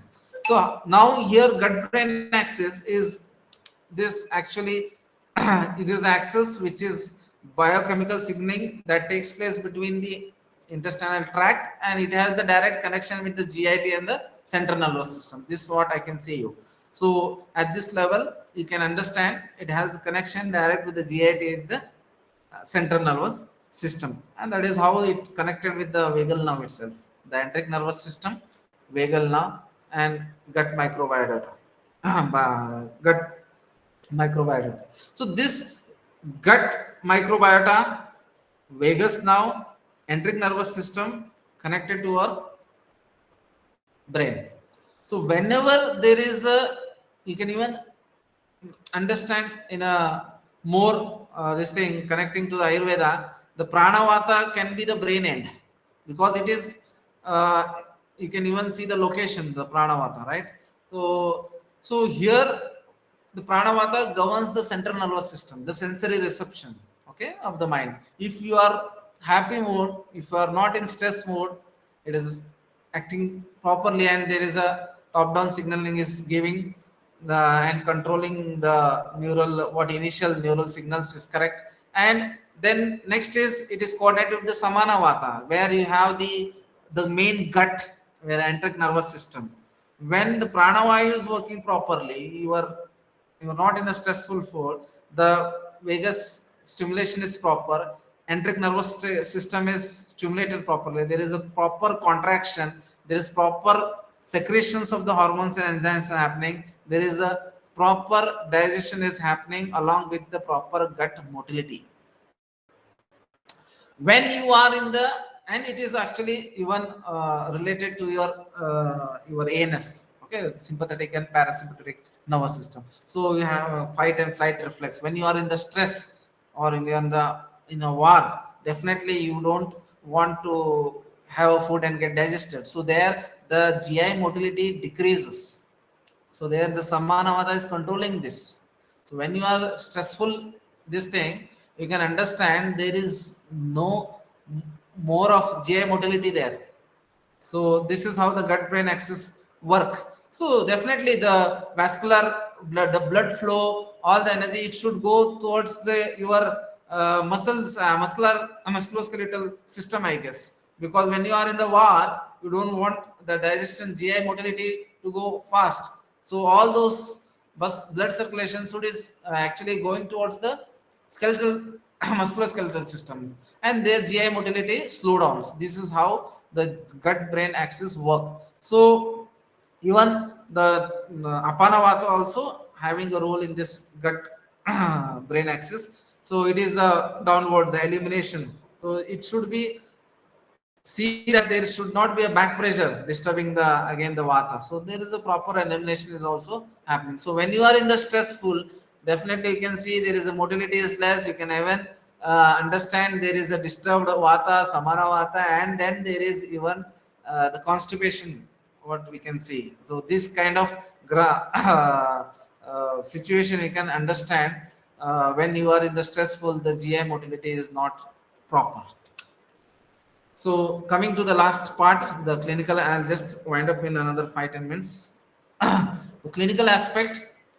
So according to our Ashtanga Hridaya, samano vishama ajirna shita sankirna bodhanaihi karoti akala shayana jagara dyaischa dushitaha shula gulma grahanyadina pakwa amashayan gadan. So he is quoting here the quotation saying that shula gulma. So we can correlate if samana vata is disturbed. So upper line is saying when the samana vata is disturbed because of the your vishama ajirna bhojana or sankirna bhojana, or your might be the proper, it is like a undigested food, or the what I can say is the ahita bhojana. All these things can disturb your agni, jatragni. There definitely samana vayu is disturbed. Then what happens? Karoti akala shayanam. There is a untimely sleep, and even untimely jagarana is also is not in the proper time. So, and it is producing the diseases called shul, abdominal pain, gulma, abdominal tumor. You can correlate run, grahani, then pakwa amashya janto, disorders of the pakwashaya and amashaya, disorders of amashaya and the pakwashaya, so stomach and the intestine. So these disorders, it is mentioned in the ashtanga hridaya, vitiating the samana vayu. There's just a gist. So in clinical, I can, this actually it is related to still you can understand when you will be in the second year, the sangha vimargavana ati pravritti, you'll understand the second, shrota dushti. So because of this you can compare with the modern aspect. You can have understand the obstruction in the intestine, GERD reflex, so dumping syndrome, hypermotility, or might be you have the lock of clearing your slow use. So this are the modern correlations with the samanavata state, sangha vimargamana and ati pravritti. So again, I told you, when there is a dysfunctional of Pachana karma of Samanavata, the Agni is disturbed, the Samagni getting a state of the Mandagni, Tikshnagni, or might be Vishamagni. So in Mandagni state, the clinical condition we can compare to Amadosha, can be correlated to the hypochlorhydria, the low stomach acids. So there, what might be the symptoms? Might be heaviness in the abdomen, coated tongue, so foul smelling, lethargy. These are all Ama Lakshanas, you can understand. Tikshnagni, the Amla Pitta, you can compare to the Amla Pitta. Where associated is Pachaka Pitta also here. And here you can understand the GERD reflex, gastritis, can compare to the modern hyperacidity or GERD reflex, gastritis. So here the symptom is burning sensation in the aura region, chest and the throat. So again, amla, sore belching might also be the one of the symptoms. And one more you can understand as a parinama shula. You can get the peptic ulcers or duodenum ulcers. So here again, Tikshnagni, the Samana Vata getting vitiated along with the Pachaka Pitta.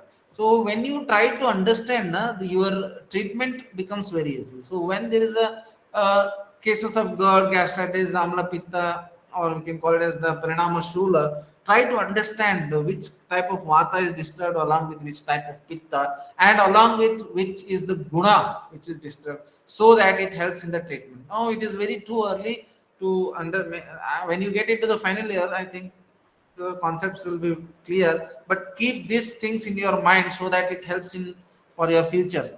Understanding becomes easy, diagnosing becomes easy, treatment you can build a protocol very easily. So if you want to become a good physician, I can say that you can be a good physiologist if you want to become a good physician. So that's what the physiology is very important to become a successful Ayurvedic physicians. So next is Vishamagni. The clinical conditions you can understand here is Grahani, so malabsorption syndrome in the modern. IBS, irritable bowel syndrome. Here it is correlated to your gut microbe, gut-brain axis. So when you are mentally disturbed, stressful situations, the gut micro is disturbed, Jatragni disturbed, and then you get this malabsorption syndrome, or we can call it irritable bowel syndrome. Might be this, how the symptom would be, it might be alternative, constipating or the diarrhea. So it cannot decide. The Granam and Munchanam is not proper because the Samana Vata is vitiated there.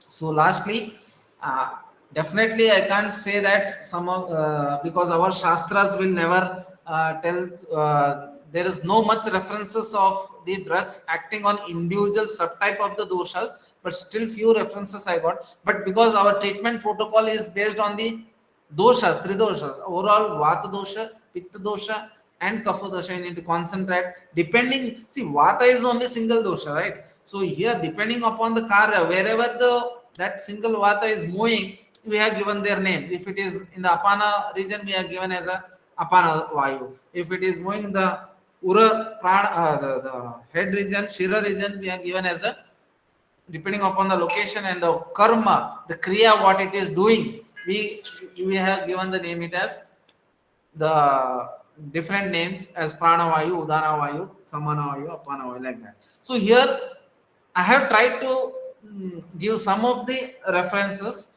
what I found in the Bhava Prakash Nigantu.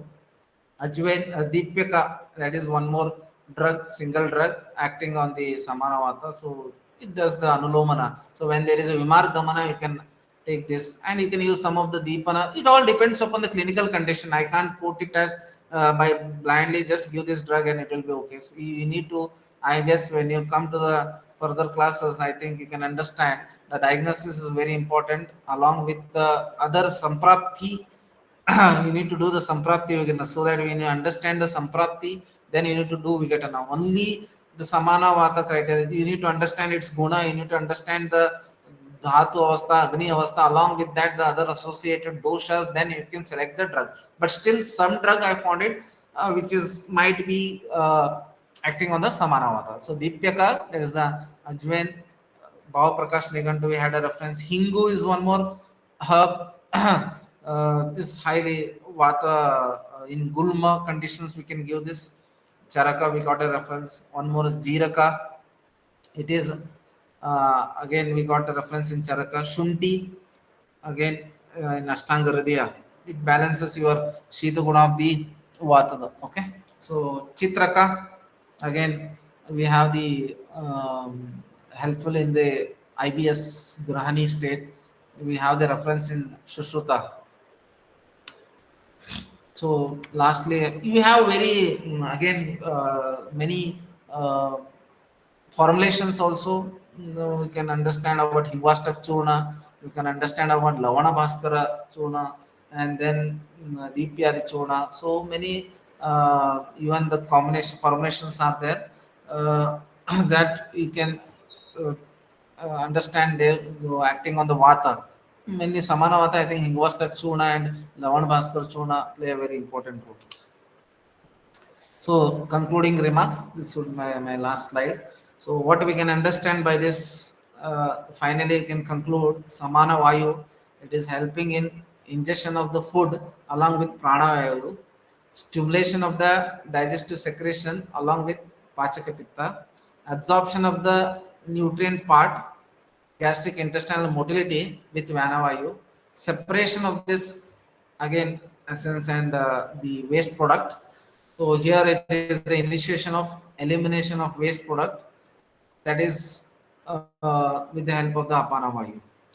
Again, corresponding the modern correlation, we can correspond with the enteric nervous system, sympathetic and parasympathetic components of autonomous nervous system, including your gut-brain axis, all the neurohormonal influences of digestion, and which facilitates your nutrient absorption and expulsion of the waste. All this modern parameters which is helping in the digestion can be correlated to the Samanavata. So lastly, I can say that Samanavata, it serves as the homeostatic regulator of the metabolism. Not only digestion, I can use it as the word as regulator of the metabolism. So I'll end with the blessings of Charaka Acharya, Shushruta and Vagbhattaji. So thank you, ma'am. Thank you so much for your incredibly valuable. We now have questions. Just a So, second, ma'am. Just mute it.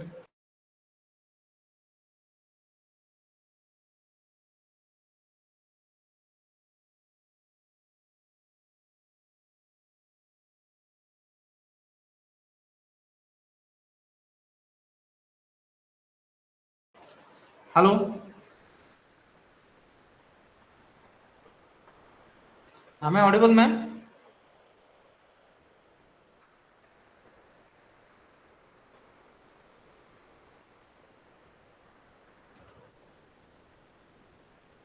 Hello. Yes, yes, ma'am.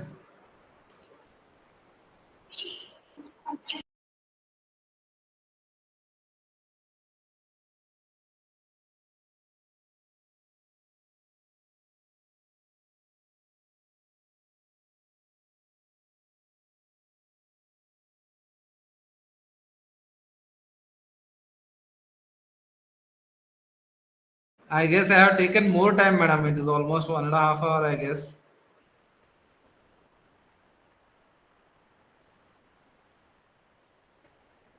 Yeah. Yes. Can you just read out the question, ma'am?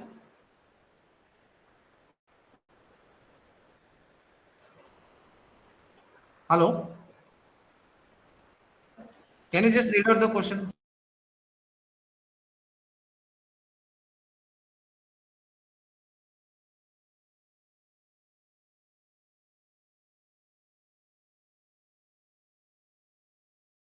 That's what we need to understand. The gut brain axis is again the gut micro play a very important role to maintain our Agni, Jatragni, we can say.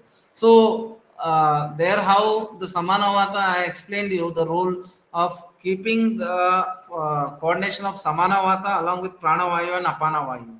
So, this role is very important.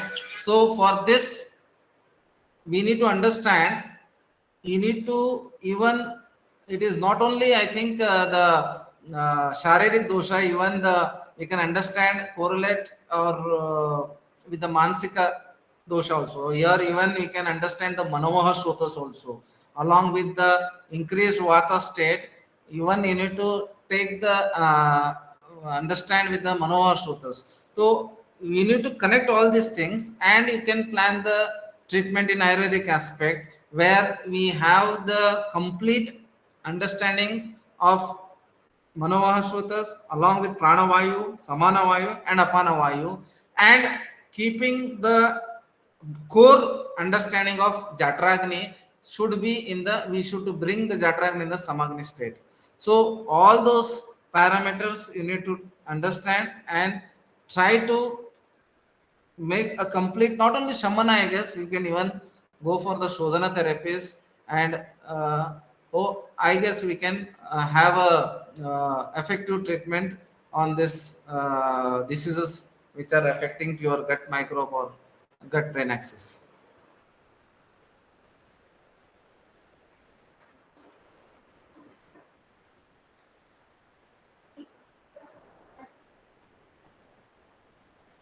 Anxiety. Hello. So again, it is the same. I think it is again the stressful conditions, or it is related to our vata nervous system. You can take the Shirodhara type of treatments along with the Manoha Shretas. Again, we need to plan the treatment which is acting on the our gut brain axis, our intestine flora then we are controlling our pranavayu and along with the samanavata, we can plan the treatment like that. Stating the individual drug is very difficult. I think you need to plan the treatment along with ahara, vihara, and many patya. But the core, this thing is we need to understand the vata shamana aushadha.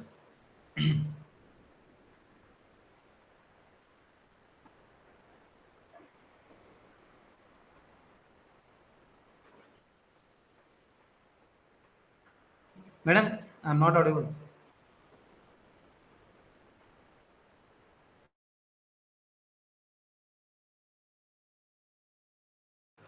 Nadi, what you told me? First word?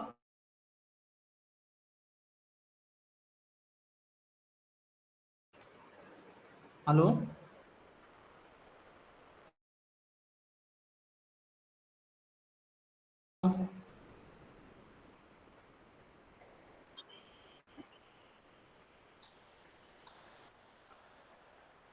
When- Hello? Can you just, hello?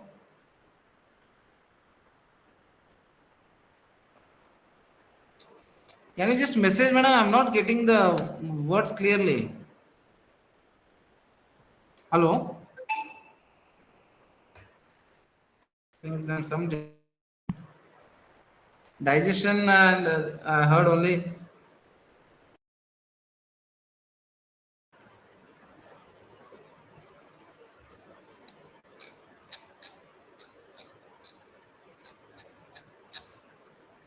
Hello.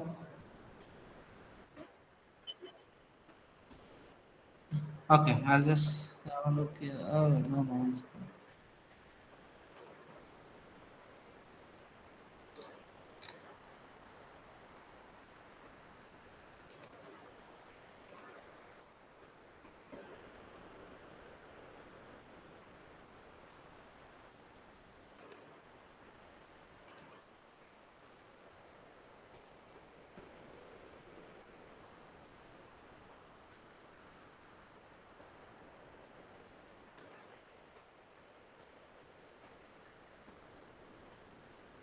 Ma'am, I'm not getting it here. Hello? Yes, sir. You repeat, madam. No problem again.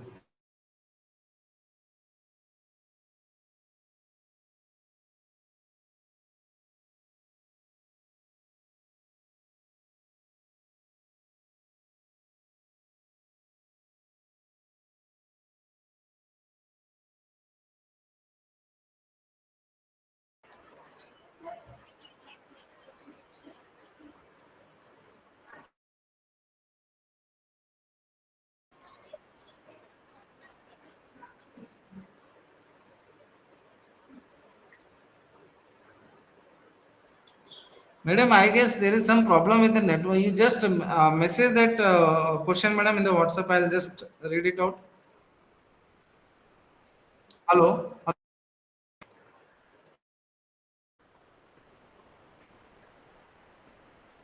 Is it audible, ma'am? Yes, sir.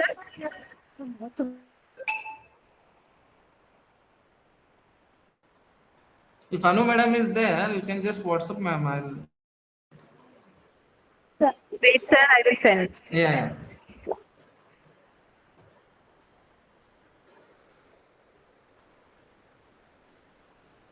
I think now our students would be very stressful in it's almost 7:30.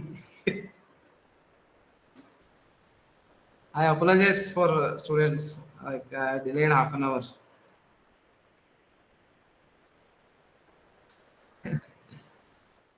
Thank you, ma'am. You can give my contact details also, madam. Further, any this thing also, any doubts, anything discussion also they can do. Okay, sir. If possible, please share your slides also, sir. Yeah, I'll share definitely. Okay, Definitely. sir. Thank you, sir. I send it to through WhatsApp, sir. The session was do amazing and informative. Pachana Pitta is devoid of Dravaguna. Pachaka Pitta, I think it is. Devoid of Dravaguna. Then how we can Correlate. hello correlate to? How we can correlate Pajaka Pitta to Ah, HCl. that is what actually I told you. Like Snehatva, the Pachaka Pitta stimulations of HCl secretion is stimulated only with the help of the Samanavata. First, it is the Rukshaguna which is actually stimulating. Then, along with when so to happen this, it is a bit of Snehatva is also required. I have given the example of making the chapati. So this is how you need to understand Tikshna Guna, Ushna Guna is there along with the Ruksha Guna of the Samanavata is also there and Snehatva is also there. So you can make it understand the HCl as the Samanavata along with the Pachaka Pitta. And Tekta Dravatvam is actually correlated to the Agni, the Antaragni, or what we call it as the Jatra, the Pittadara Kala. So, coordination of this Agni, Jatragni, Samagni, Samanavata, and Pachaka Pitta does the secretions of the HCl. So, this how we need to understand. And that is what even I told you directly. I can't directly correlate this is this. That is highly we should not actually and see our Ayurveda with the help of the modern specs. That is what even our guru teachers would say us. So even I am trying to, that's what in the first starting beginning of my presentation I told you, I don't want to directly correlate the Ayurveda, because Ayurveda is Ayurveda only. Only thing, see the action, you can't tell that Samana directly the Pachaka Pitta is HCl. So because HCl cannot be secreted without the stimulation, right? So that stimulation is only by the Samanavata. So that is why I even quoted you the, you can understand the Samanavata as the pacemaker. As per my knowledge, it is the coordination of the Jatragni, Samanavata and the Pachaka Pitta, where you have the Ruksha Guna, Diksha Guna, Ushna Guna along with the Snigdatva can be correlated to the HCl. I hope. Yes, yes.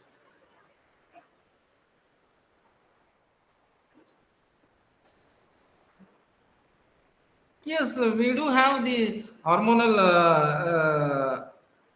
this thing, no, you neurohormonal reflexes where if there is a dysfunctioning of the endocrine, we even have the some of the this thing endocrine gland secretions in our gut flora also. So when that is disturbed, definitely we can get the samana vayu disorders like IBS. Those disorders can be correlated there. Thank you, sir. Yes, ma'am.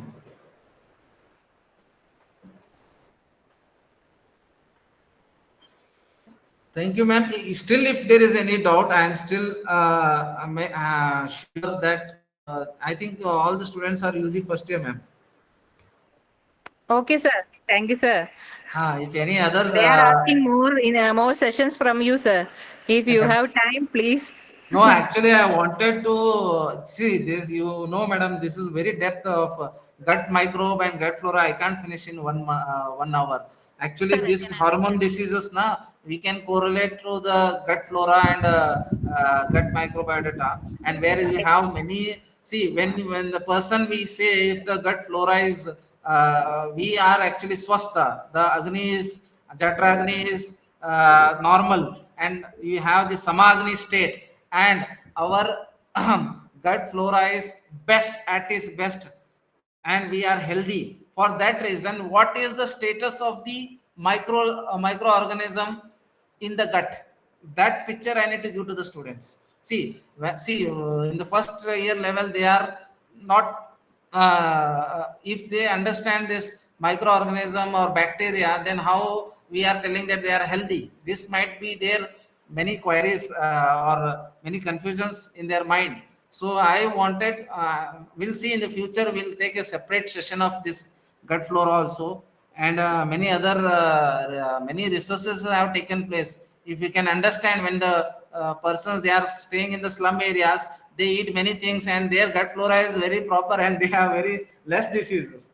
So it acts as a defense mechanism also. And some of the bacteria are very much essential. There are few genes, there are few species, few family.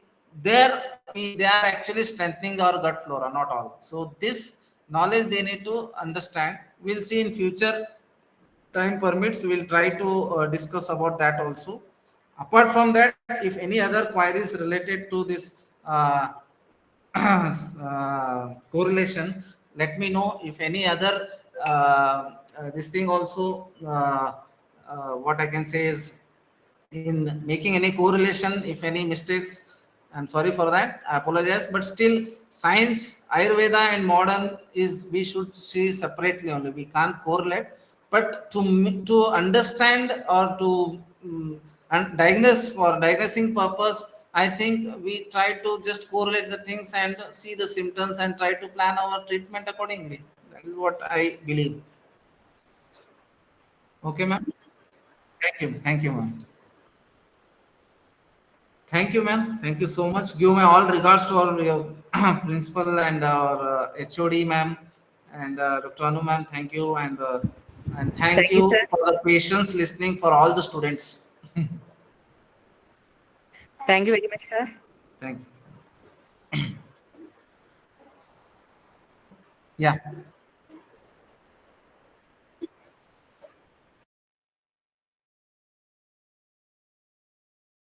Good evening, everyone. I take this opportunity to propose the vote of thanks for today's webinar session. First and foremost, I express my sincere gratitude to our esteemed speaker, Dr. Chetan Nimbalkar, for delivering such an insightful and informative lecture. Your valuable guidance has greatly enriched our understanding of our subject. I would like to extend my heartfelt thanks to our management, respected Principal Dr. Chandramouleshwaran Sir and Vice Principal Dr. Hita Ma'am for their constant support and encouragement in organizing academic activities like this. A special note of appreciation goes to Department of Kriya Sharira. Organizing a webinar of this scale requires a meticulous planning and dedication. I would like to sincerely thank Dr. Vadivakarasi ma'am and Dr. Anu ma'am, along with the media team and the entire organizing team from Aura Batch, for their timeless efforts in making this World Health Day innovative and a great success. I would also like to thank all the students and faculty members and delegates who have joined us online today. Your active participation and enthusiasm truly made this session meaningful. Once again, I extend my gratitude to everyone who have contributed directly or indirectly to the success of this event. Thank you all.